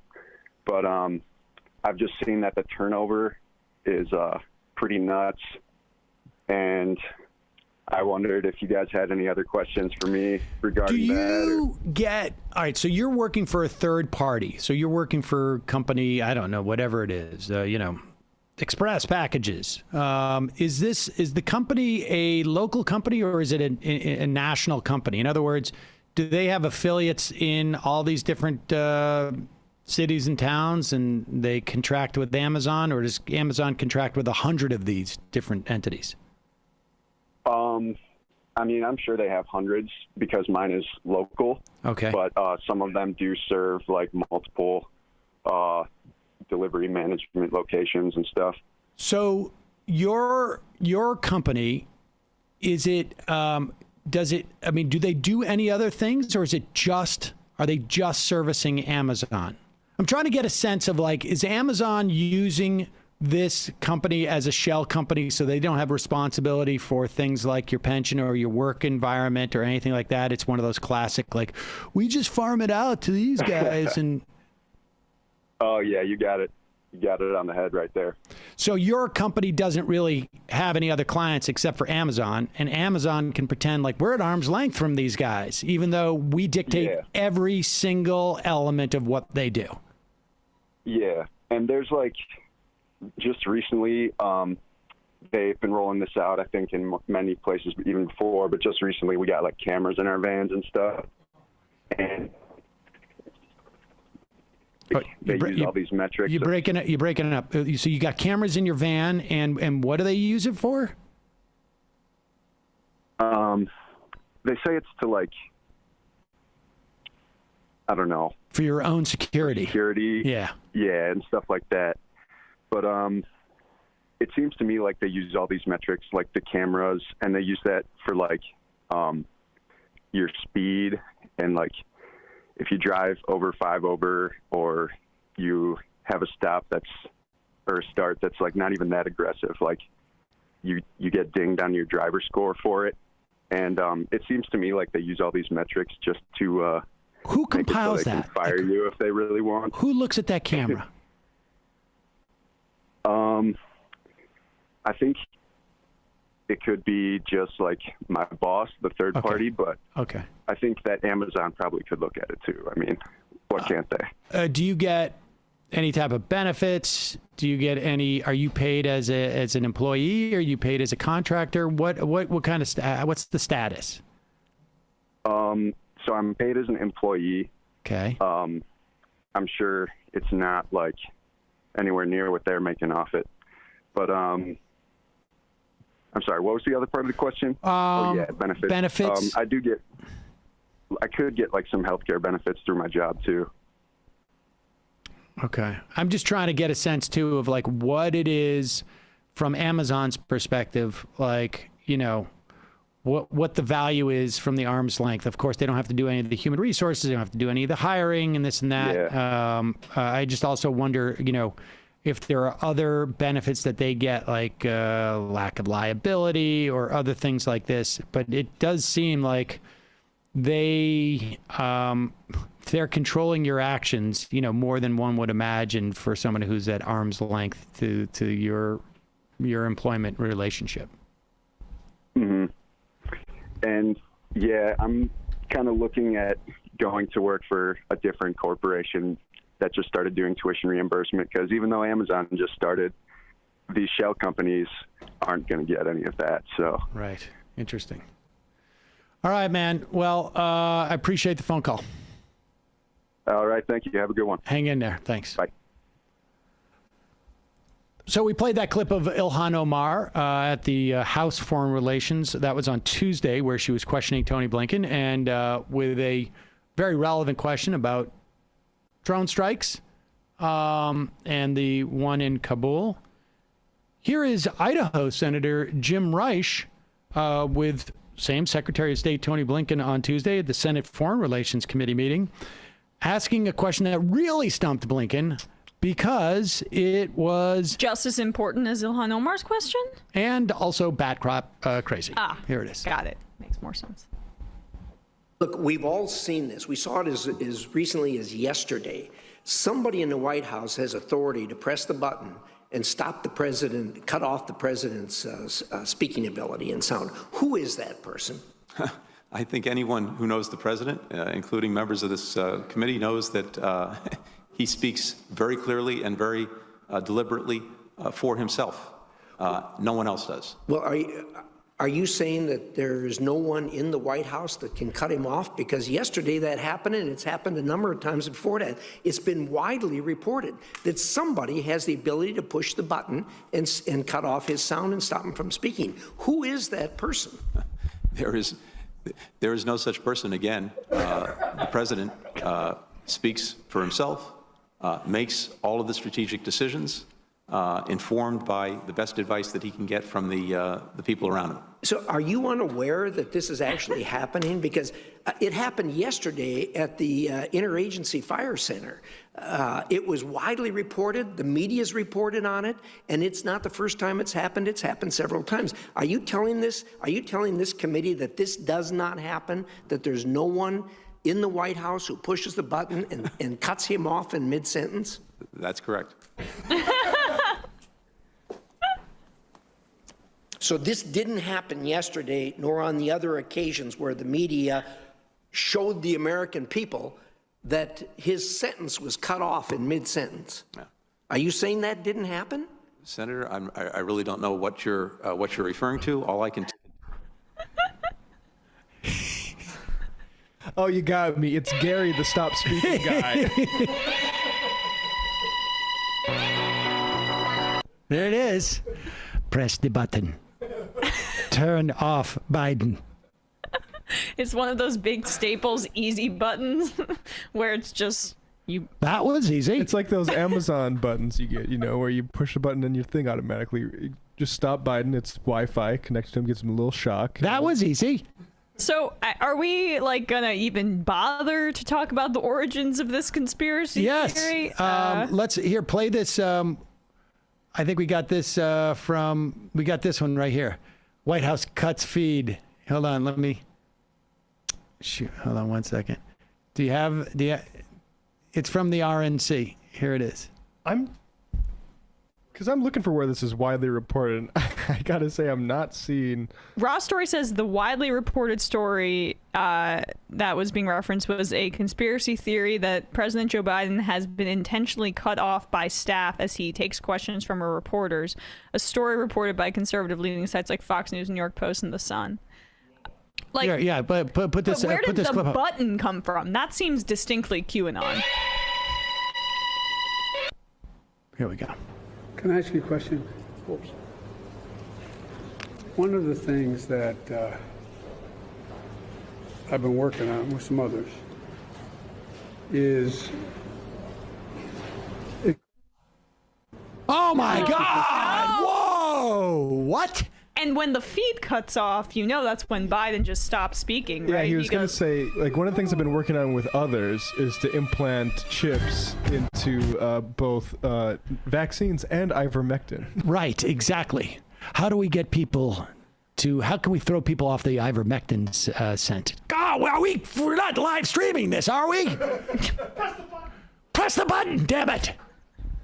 Yeah, but he's not the one making the calls. That's the point, though. It's It's Right. Gary, the button guy. Right, Gary's sitting there going like, "Oh God, Biden's going to reveal everything about the ivermectin. I'm going to have to." Sometimes Gary's a little bit too jumpy on the button, and he cuts off Biden when he was just going to say something anodyne. But other times, Coincidentally, Gary is also the guy that they hire at live award shows to bleep out rappers when they may be saying a bad word. He's a pro. That's where he moonlights. And for sports games, when they get too much audio from the court when they're about to swear, Gary's got his bones out. Gary works 20-hour days. We tried to hire Gary for when we're at break between the fun half and the real show so that people don't hear me swear on the phone system. But Gary is too expensive. Yeah. I just want to make something clear. That guy who was asking the Secretary of State, Tony Blinken, the questions, he's not a member of a city council in Idaho. He is not a member of like, someone's homeowners association. He's not. He wasn't on a tour and got sort of lost. Yes. He is a sitting federal senator. There's only 100 of them in the entire country. Mm-hmm. He's one of them. Insistent. There's a guy with a button in the White House who is shutting down. He is the ranking member of the committee. Incidentally, this is the Senate Foreign Relations Committee. But he's got the Secretary of State there. Let's see. Maybe he knows who's in charge of the button. You better not say anything too consequential. What's amazing is they don't think that somebody's got a button on Blinken. You're supposed to shut up. If Blinken says something, boom.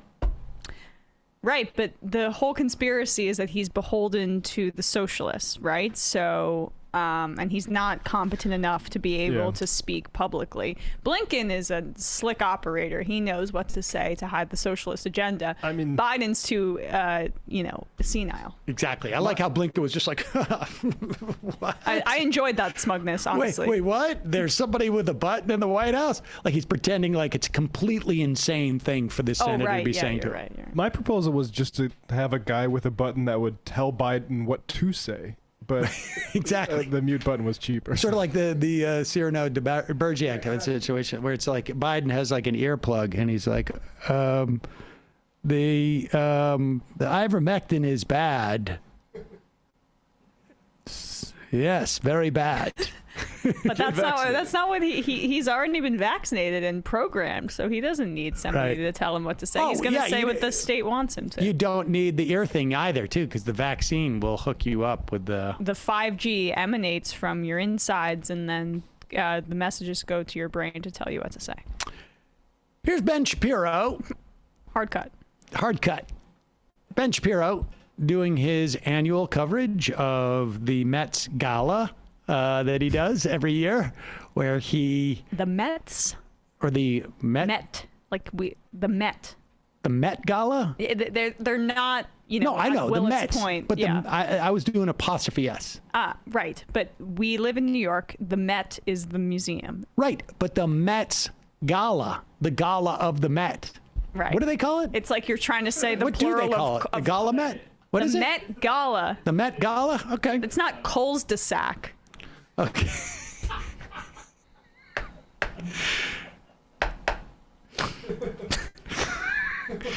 That's a different clip, I think, about that Coles de Sac, right? Isn't that with Nicki Minaj? That's the plural of cul-de-sac. Isn't that Nicki Minaj's cousin's friend or something like that?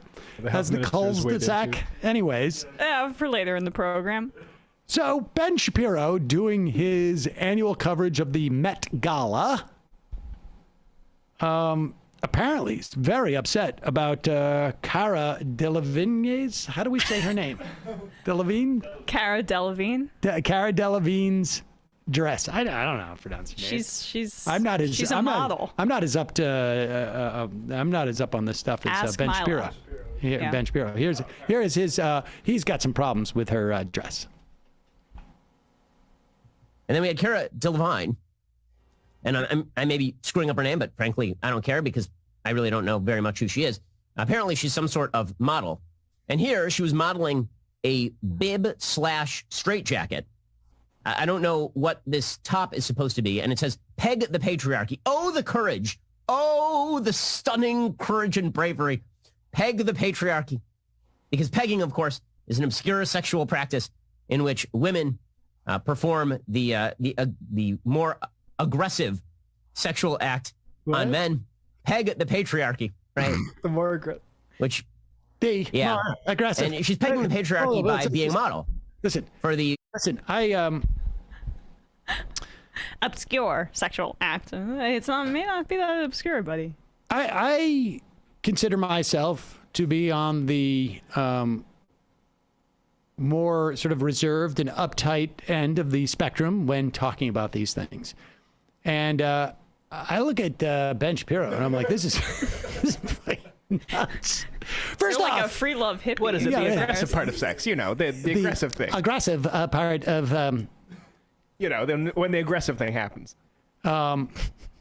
But I'm curious as to like how he is aware of what the word peg means. I mean, one of his producers brought it to him, and he's like, "This is very." But please, producer, please block out the nasty words that relate to lesbians having sex. Just need to know the brass tacks. Is she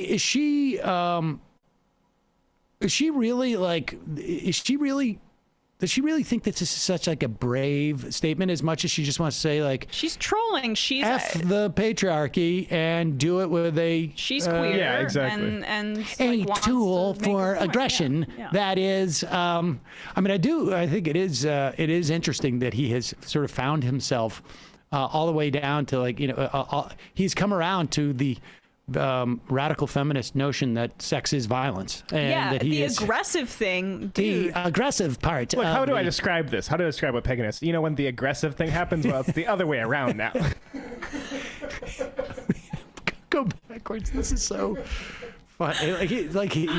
Volume 2 to his. I wonder if he ever can talk about sex. Right, yeah. Without sort of like, because you know that after his wife told him like, no, women's vaginas do not spray ever or get very fluidy. You know that he went online to read about this and then has to live with this idea of like, why is my wife pretending that women can't have any type of response to sex? And I wonder if like whenever he's talking about anything sexual, he thinks like, my wife is not stimulated by me. No, but it also, he's revealing something about himself here. The aggressive act. Like, if you're just like jamming into her, that's aggressive. I get it, but it's probably not what you should be doing. When I go at my wife, it's pretty aggressive stuff. I feel like the best sex has a little bit of aggression on both sides. But exactly. No, only one can be the aggressor. I prefer my wife to be docile at the time. Completely. Anything else is against God. She doesn't seem to have any other reaction than just sort of like just dealing with it. Yeah, she's got to be immobile as the. So go back. Intended. Go back. I want to see him tackle this whole thing. I don't understand her bib thing. I don't appreciate her notion of high fashion. What a great protest that has made me devote time to it on my show. Exactly. Peg the patriarchy. Oh, the courage. Oh, the stunning courage and bravery. Peg the patriarchy. Because pegging, of course, is an obscure sexual practice in which women perform the more aggressive sexual act on men. Peg the patriarchy, right? The more aggressive sexual act. Yeah.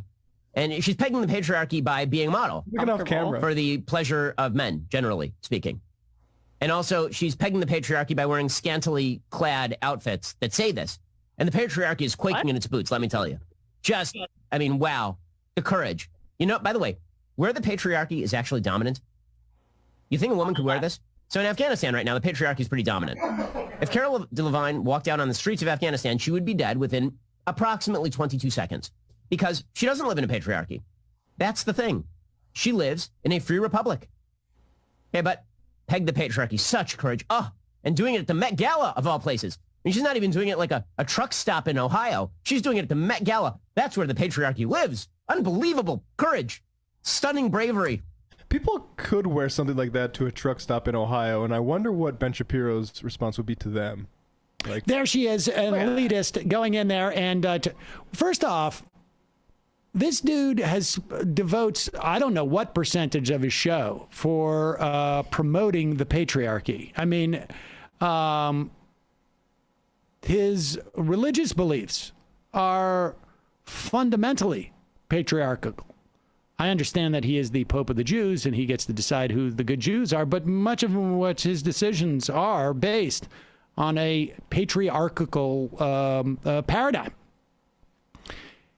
It is the case that, yes, if she were to go to Afghanistan and walk around in an area that the Taliban was there, that she would be in grave danger. But that's not the definition of a patriarchy. She probably wouldn't do that because she's also living in America. Right. Yeah, I'm pretty sure that, like, why is he trying to apply global standards when he's constantly talking about American because and she's Western culture? Not brave for wearing that shirt. And that is what that segment is called. Who's brave today? That's why I'm talking about this. And then he says, like, models exist to serve the patriarchy, which doesn't exist in America. Right. As he talks about her being scantily clad for absolutely no reason, where, like, was that like a tank top of sorts? I don't even know how scantily clad that was, but it is in my house. I can see her elbows. Yeah. No ankles in the Shapiro house. That's right. There's no patriarchy here, except for just my wife must not show her elbows or her knees. And must lay there as I peg her. I mean, aggressively. Aggressive her. Aggressive her. Sam's Echo. Sam, an honest, sincere observation. Some of the thumbnails in recent videos of AOC were pretty weird. There was one where you had a picture of her face with a weird expression, which is usually used by Fox News or Right Wing. And in yesterday's video, it had undue zoom into her face when the topic was her dress. You don't need to use such clickbaity thumbnails. I must be honest with you. I do not pick out the thumbnails, but I will pass that on to our thumbnail guy.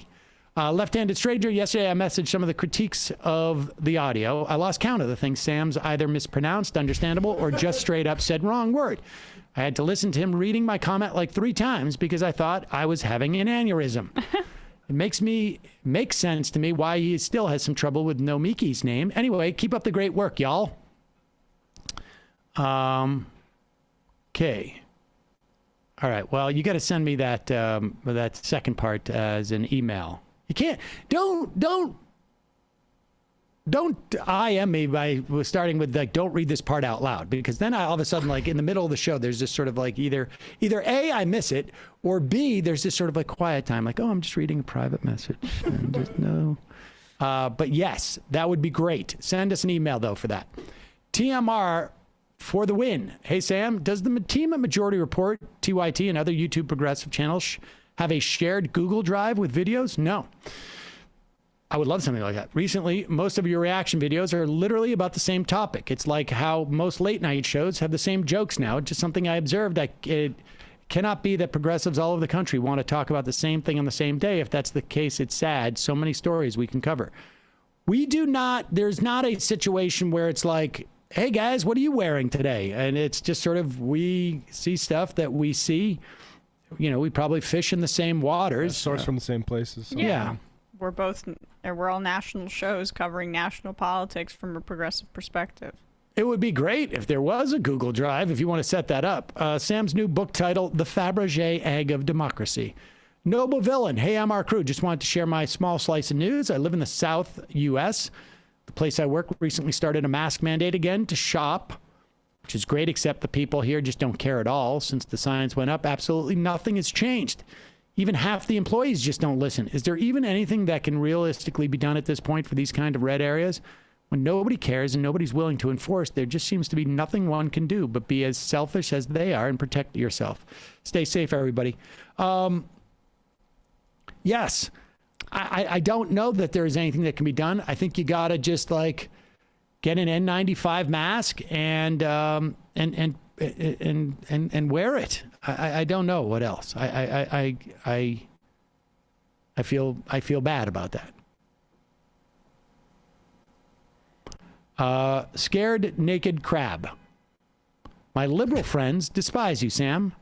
I await details regarding our first date. Hate, boinking, optional.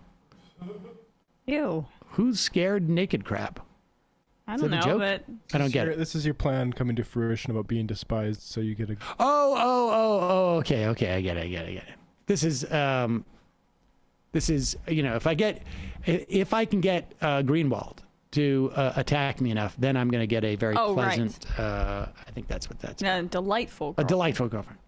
V, say what you will about AOC's dress, but the memes have been pretty good. Best ones I've seen so far were her dress edited to say, force the vote and sorry for party rocking. Yeah, that was Kenzo Shibata. Very funny. That's pretty funny.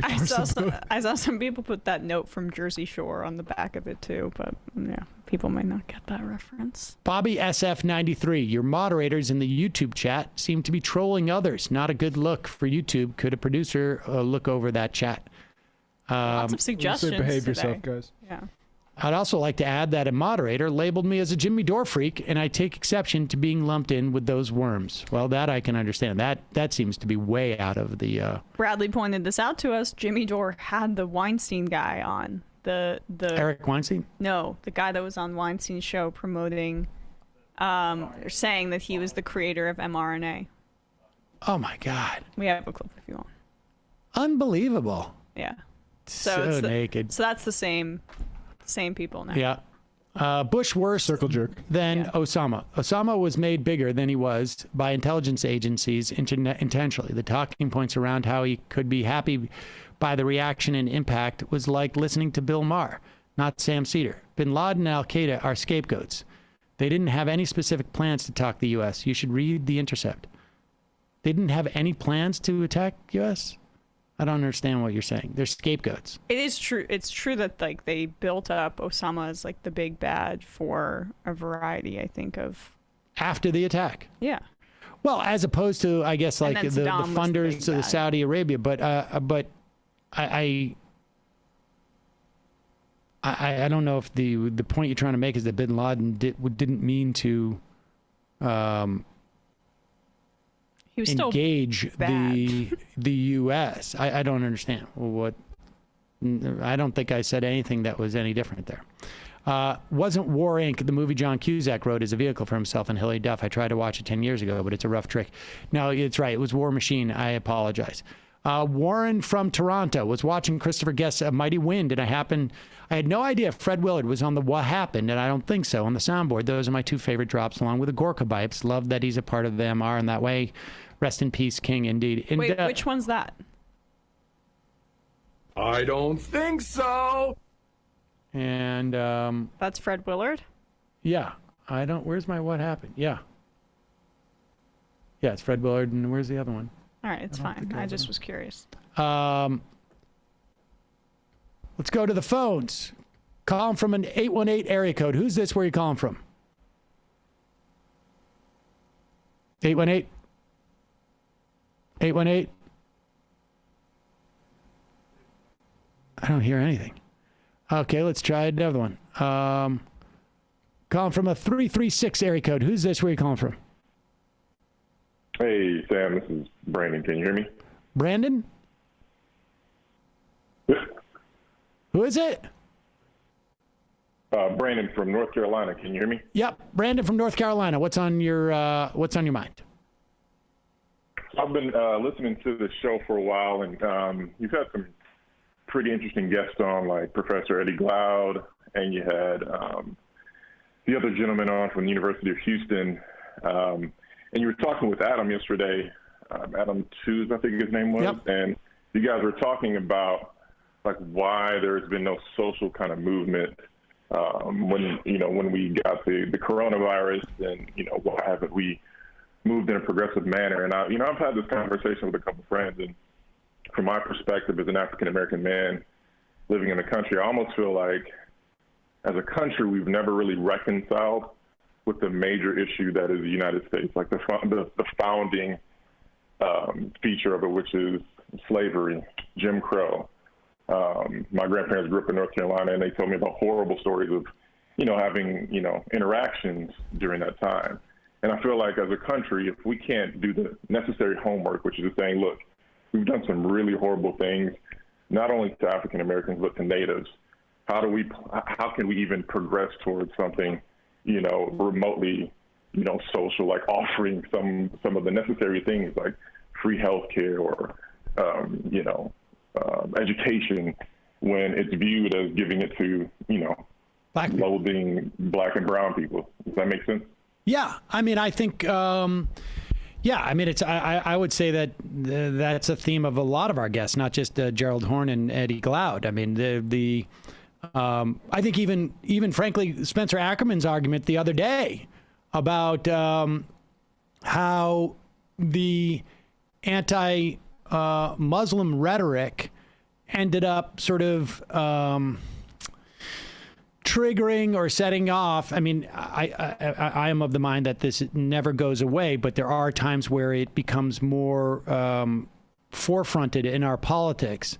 Long-term racism. And I think, look, the public school was an advent of Reconstruction in this country.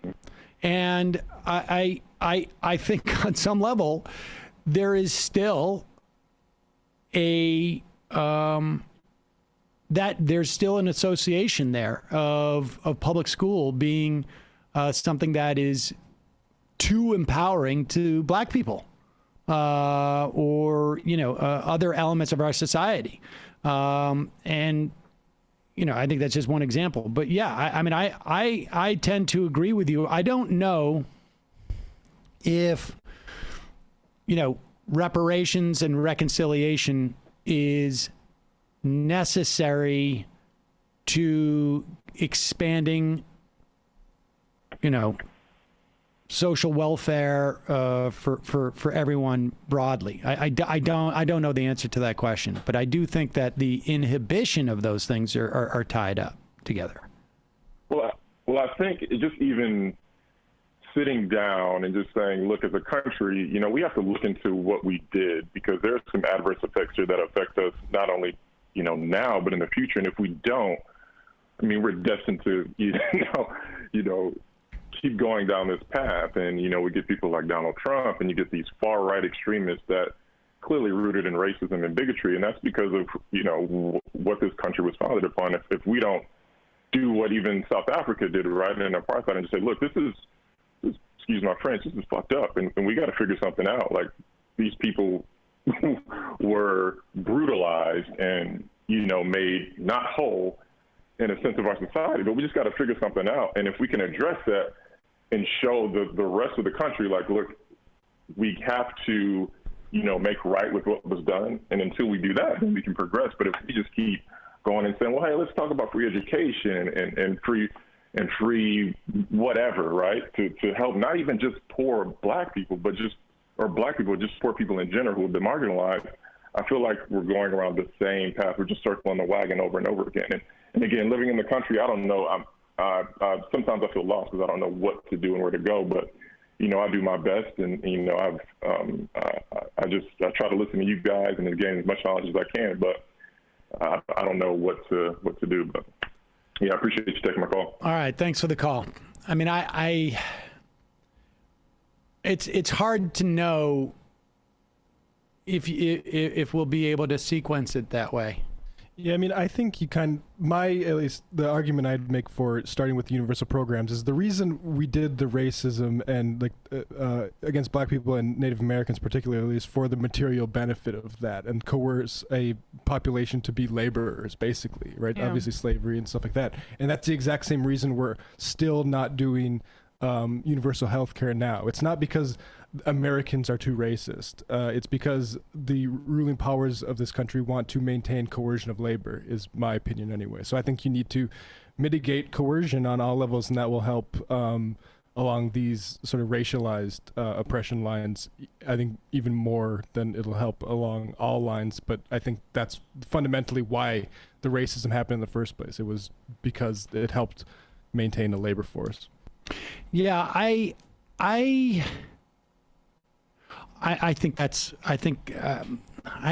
don't know if I am a little bit more ambivalent about, what allowed, certainly the impetus was like, we want free labor. And I don't think that caused the invention of racism, but racism at that point was utilized as the way of maintaining that free labor.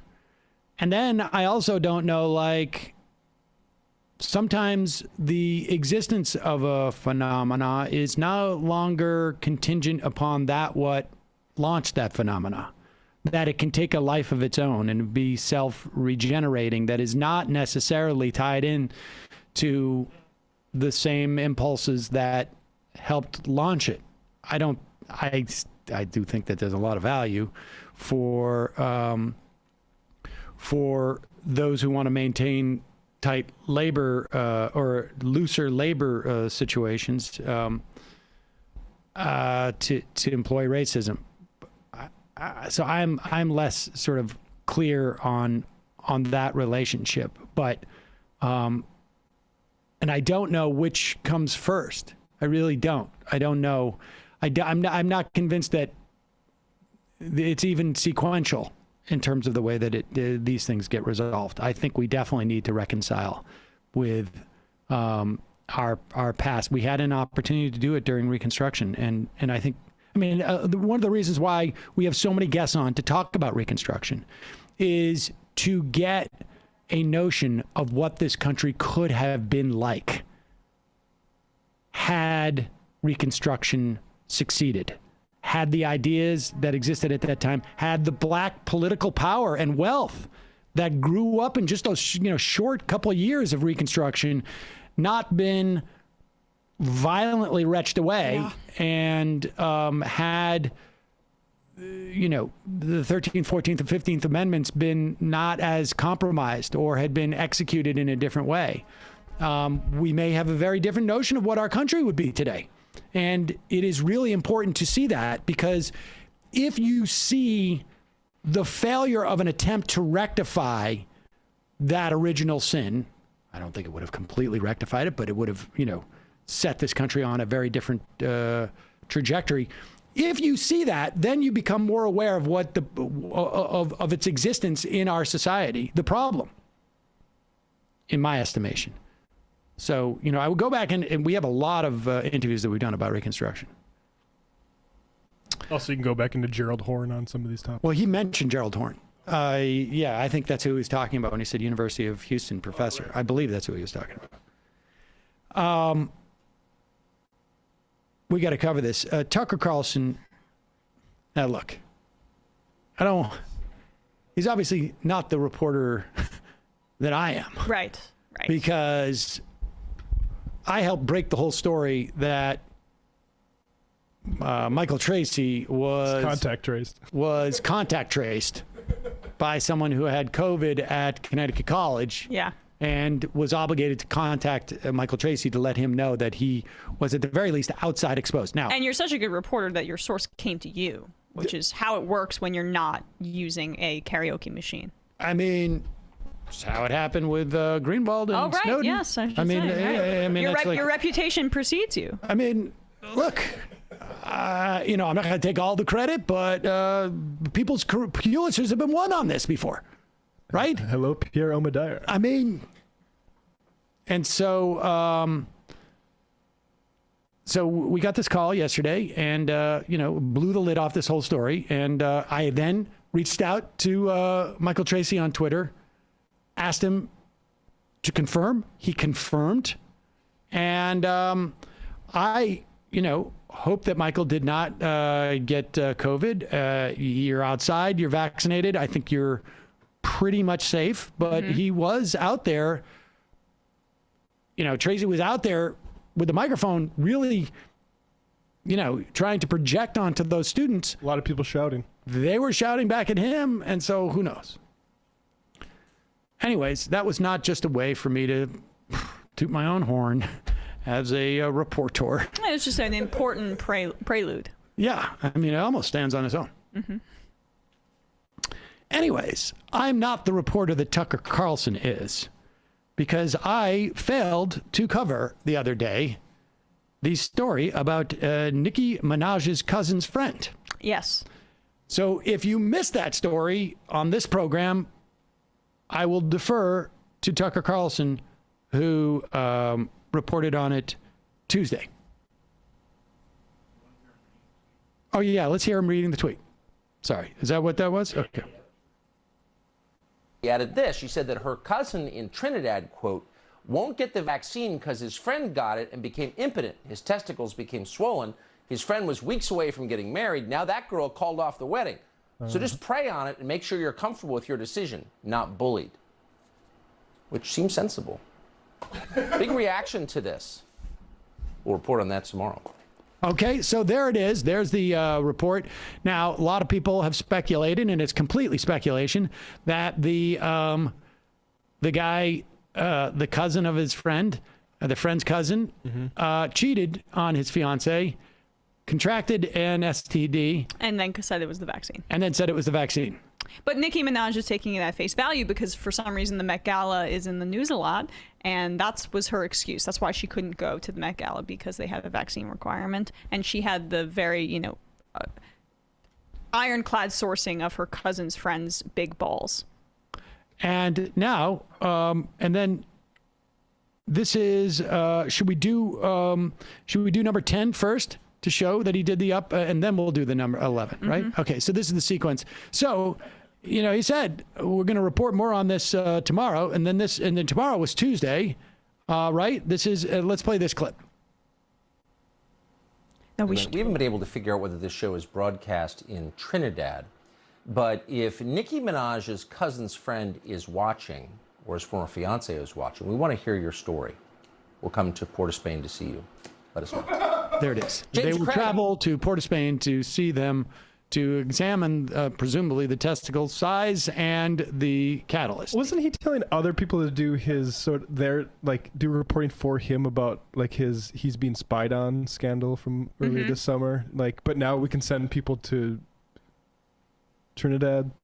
Well, it's all about just when and where Fox can allocate the resources for the story that they feel is most important. Get our balls guy to go down to the Oh, get the sequencing wrong? Okay, well then it's not a big deal. Okay, well, just to be clear, before he said he was going to seek out the cousin's friend or the cousin, he realized that he had made a mistake. It wasn't the cousin, it was the cousin's friend. So here is his correction. We owe it to him to play his correction too. Yes.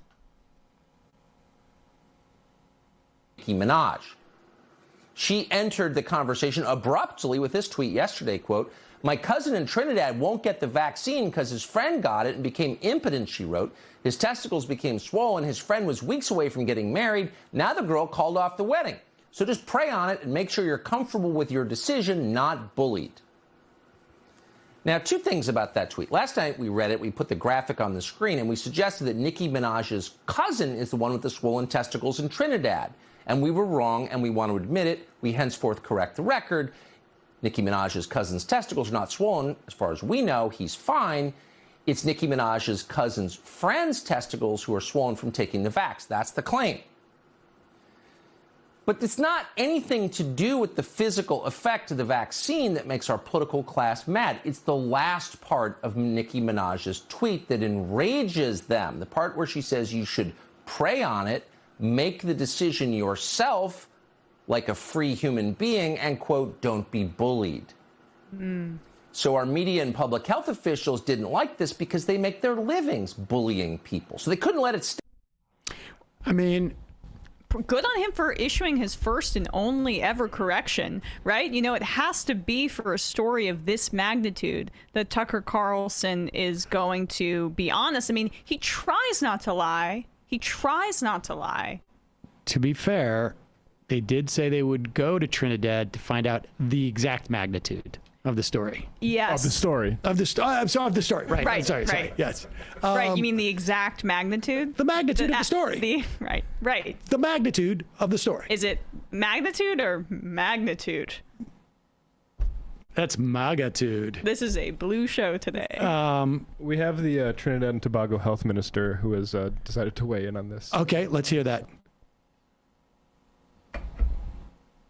One of the reasons we could not respond yesterday in real time to Ms. Minaj is that we had to check and make sure that what she was claiming was either true or false.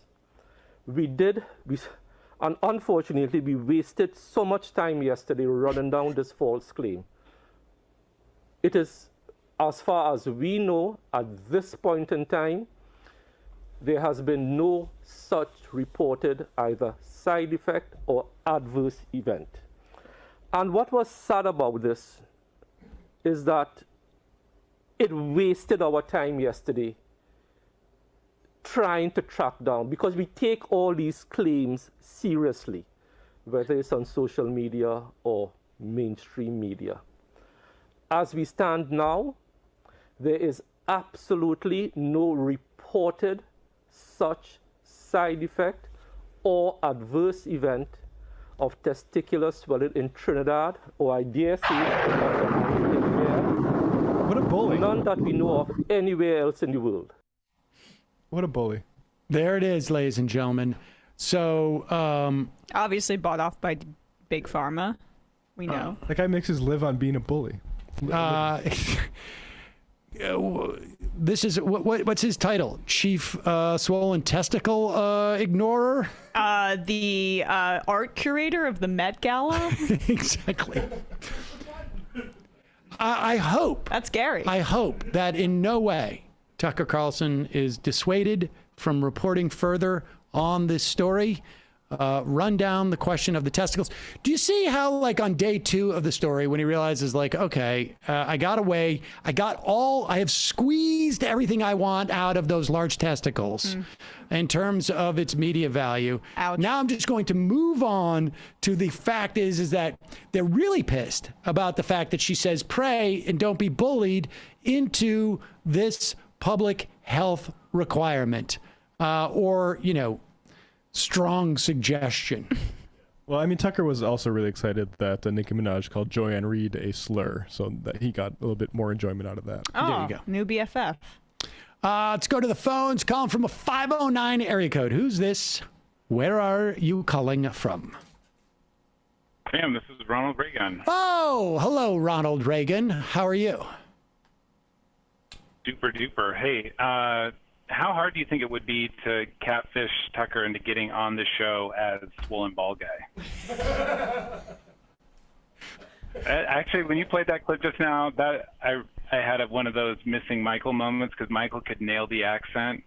Oh, I yeah. can just imagine Michael being on Tucker as Swollen Ball Guy. It's really too bad, but I think I got to be careful as a lawyer. We're going to offer some sort of reward, but I think that might be a crime. So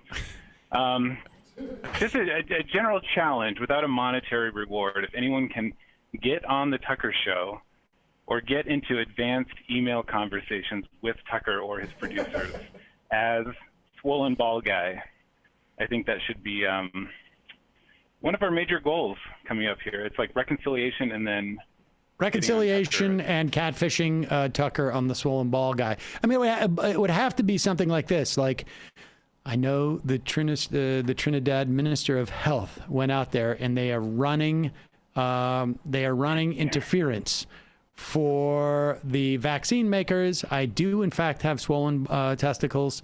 It was a function of the vaccine. I have been completely faithful to my girlfriend, and they are trying to smear me. And probably part of the plot might also be that there's probably some other guy who's trying to move in on this guy's fiance and spreading lies that it's not about the vaccine. In fact, I wouldn't be so. Maybe somebody should check out the Trinidad Minister of Health to see what his involvement with the fiance is, because this could be his way of maligning Nicki Minaj's cousin's friend by claiming that his swollen testicles aren't part of the vaccine, but are, in fact, a function of STDs as a way of trying to break up their marriage. Yes. He's got to shoot a shot. Chalkboard going. Got to get a conspiracy board going with a Swollen Ball Guy. I think we all know what the image would look like, right? Yes. Like, you got somebody up top here, and then you go down on both sides, and then there's a hub here and a hub here. Much like a pyramid, except there's a lot of girth at the bottom, and it goes very much to the tippy top. Yes, right? it's not an exact a ton pyramid. in the center. Yeah, not an exact pyramid, but that would be the blackboard representation. Yes, thank you. I regret Ronald. saying girth. Yep. What are we talking about? Nothing. Okay. Hey, real quick, everyone's asking, what do we do to follow up on Sogo? And because it was such a resounding success. It was. And I'm tempted to, there's a temptation to just roll something back, right? Do a sequel. But I think that it only works if you come back like fucking ripped. So I'm thinking maybe we go straight anabolics, maybe some HGH. But one thing that you do want to avoid for sure is that plant-based diet the guy called about the other day. Yeah, no, you need to be having meat at every meal.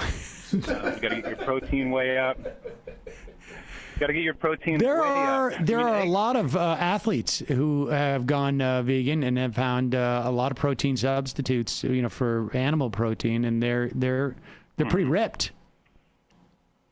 Yeah, and let me tell you, you're going to clear out that studio real quick if you're eating all that plant protein. So I think for the sake of the staff and your crew, I should say, you might want to stick to some good old-fashioned, turkey jerky, whatever you need to do. But how much do you weigh? I weigh about 189, maybe 190. Yeah, so we got to get you up to 220 grams of protein a day at least. I don't even know what that is. How do you measure protein in grams? Or I guess you do that. I was just thinking I measure it by the number of chicken wings I down. Well, see, that's one way.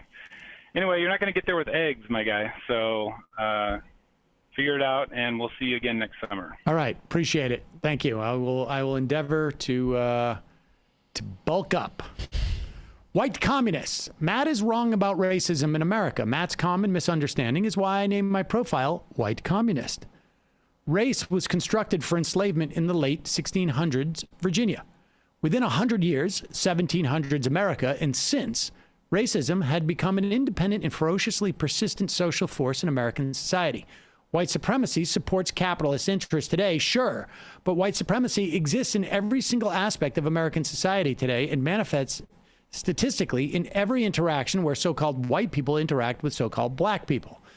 If America became a communist utopia tomorrow, but America still clung to its sinister proto-Nazi Aryan construct called white people, we would still have an ugly society of unequal outcomes full of white communists. Yeah, I don't argue for the preservation of whiteness at all. I don't really. And I would be curious instead of my which is like publicly providing goods and services to people, how else we get rid of whiteness? Is it a massive education campaign? Who institutes that? I don't know. I guess I don't think I'm wrong based on that. I am. Maybe you can convince me more. I think we should be mandating critical race theory being taught in kindergarten. Clearly, that's doable.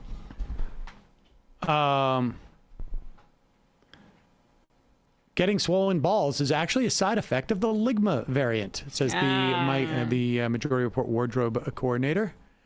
All right. Oh, gosh. We're out of time. Yes. Dang. I'm going to do some IMs and then get out of here. I apologize, callers. Sorry about that.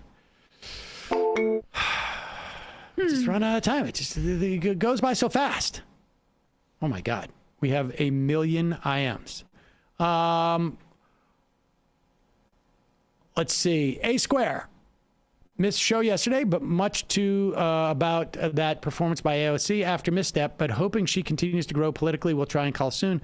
Great to have Emma and Nomiki on Tuesdays and more Matt Leck with Old Matt and Brandon on Thursdays.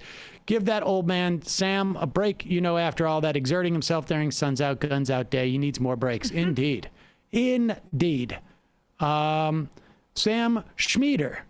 Rest in peace, Norm MacDonald, who made jokes about the news.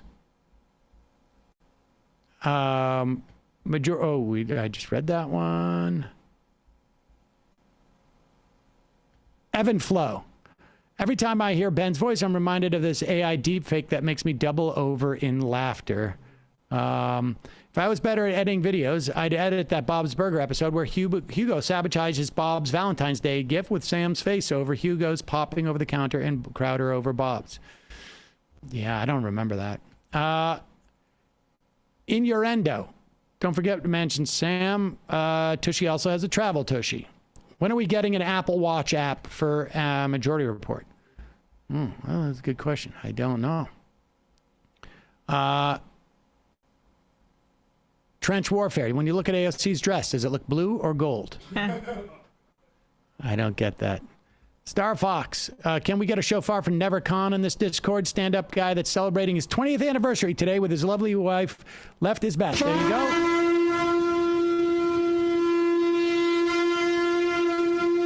Chardonnay Socialist. Viva la M Majority Report. Beyond expectations of buttholes everywhere. What do you mean? How do I call in from Australia? Very expensively. Or you could probably do it through, like, if you have a Skype thing. I don't think we actually have a Skype thing anymore. Sammy Key, Blinken should have said, yeah, we got a lot of buttons like Cheech. 3 more. Max and the BK. Hey, Sam, Ben Shapiro and the patriarchy of the Taliban. I'm reminded there's thousands and thousands of backlog rape kits in the U.S. In New York alone, they needed a federal grant to test 100,000 backlogged kits in 2019. Yes, it's unbelievable. Jimmy Doors Cold Sack. Cold old sack. During COVID, I put a cart in front of my house so delivery people didn't come into the door. This was the early days, and I was terrified. After a few months, I saw it was one of my Amazon delivery guys, and he thanked me for making the drop-offs easier. If you guys can make it easier, you should also consider it. Good idea. Lefty band teacher. Has anyone on the MR crew read Lies My Teacher Told Me? I'm reading it now, and I'm curious if you folks have had any insights into the work of James W. Lowen. Left is best. I don't. Do you? Nope. That sounds like one of those airport books.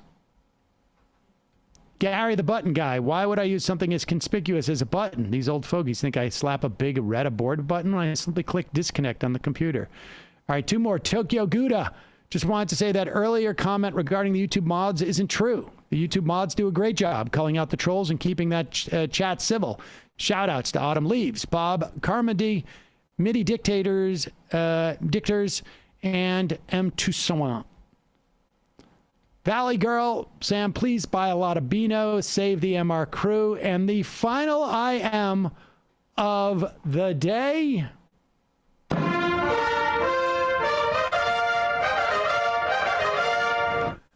Every urban legend ever is attributed to someone like my cousin's friend.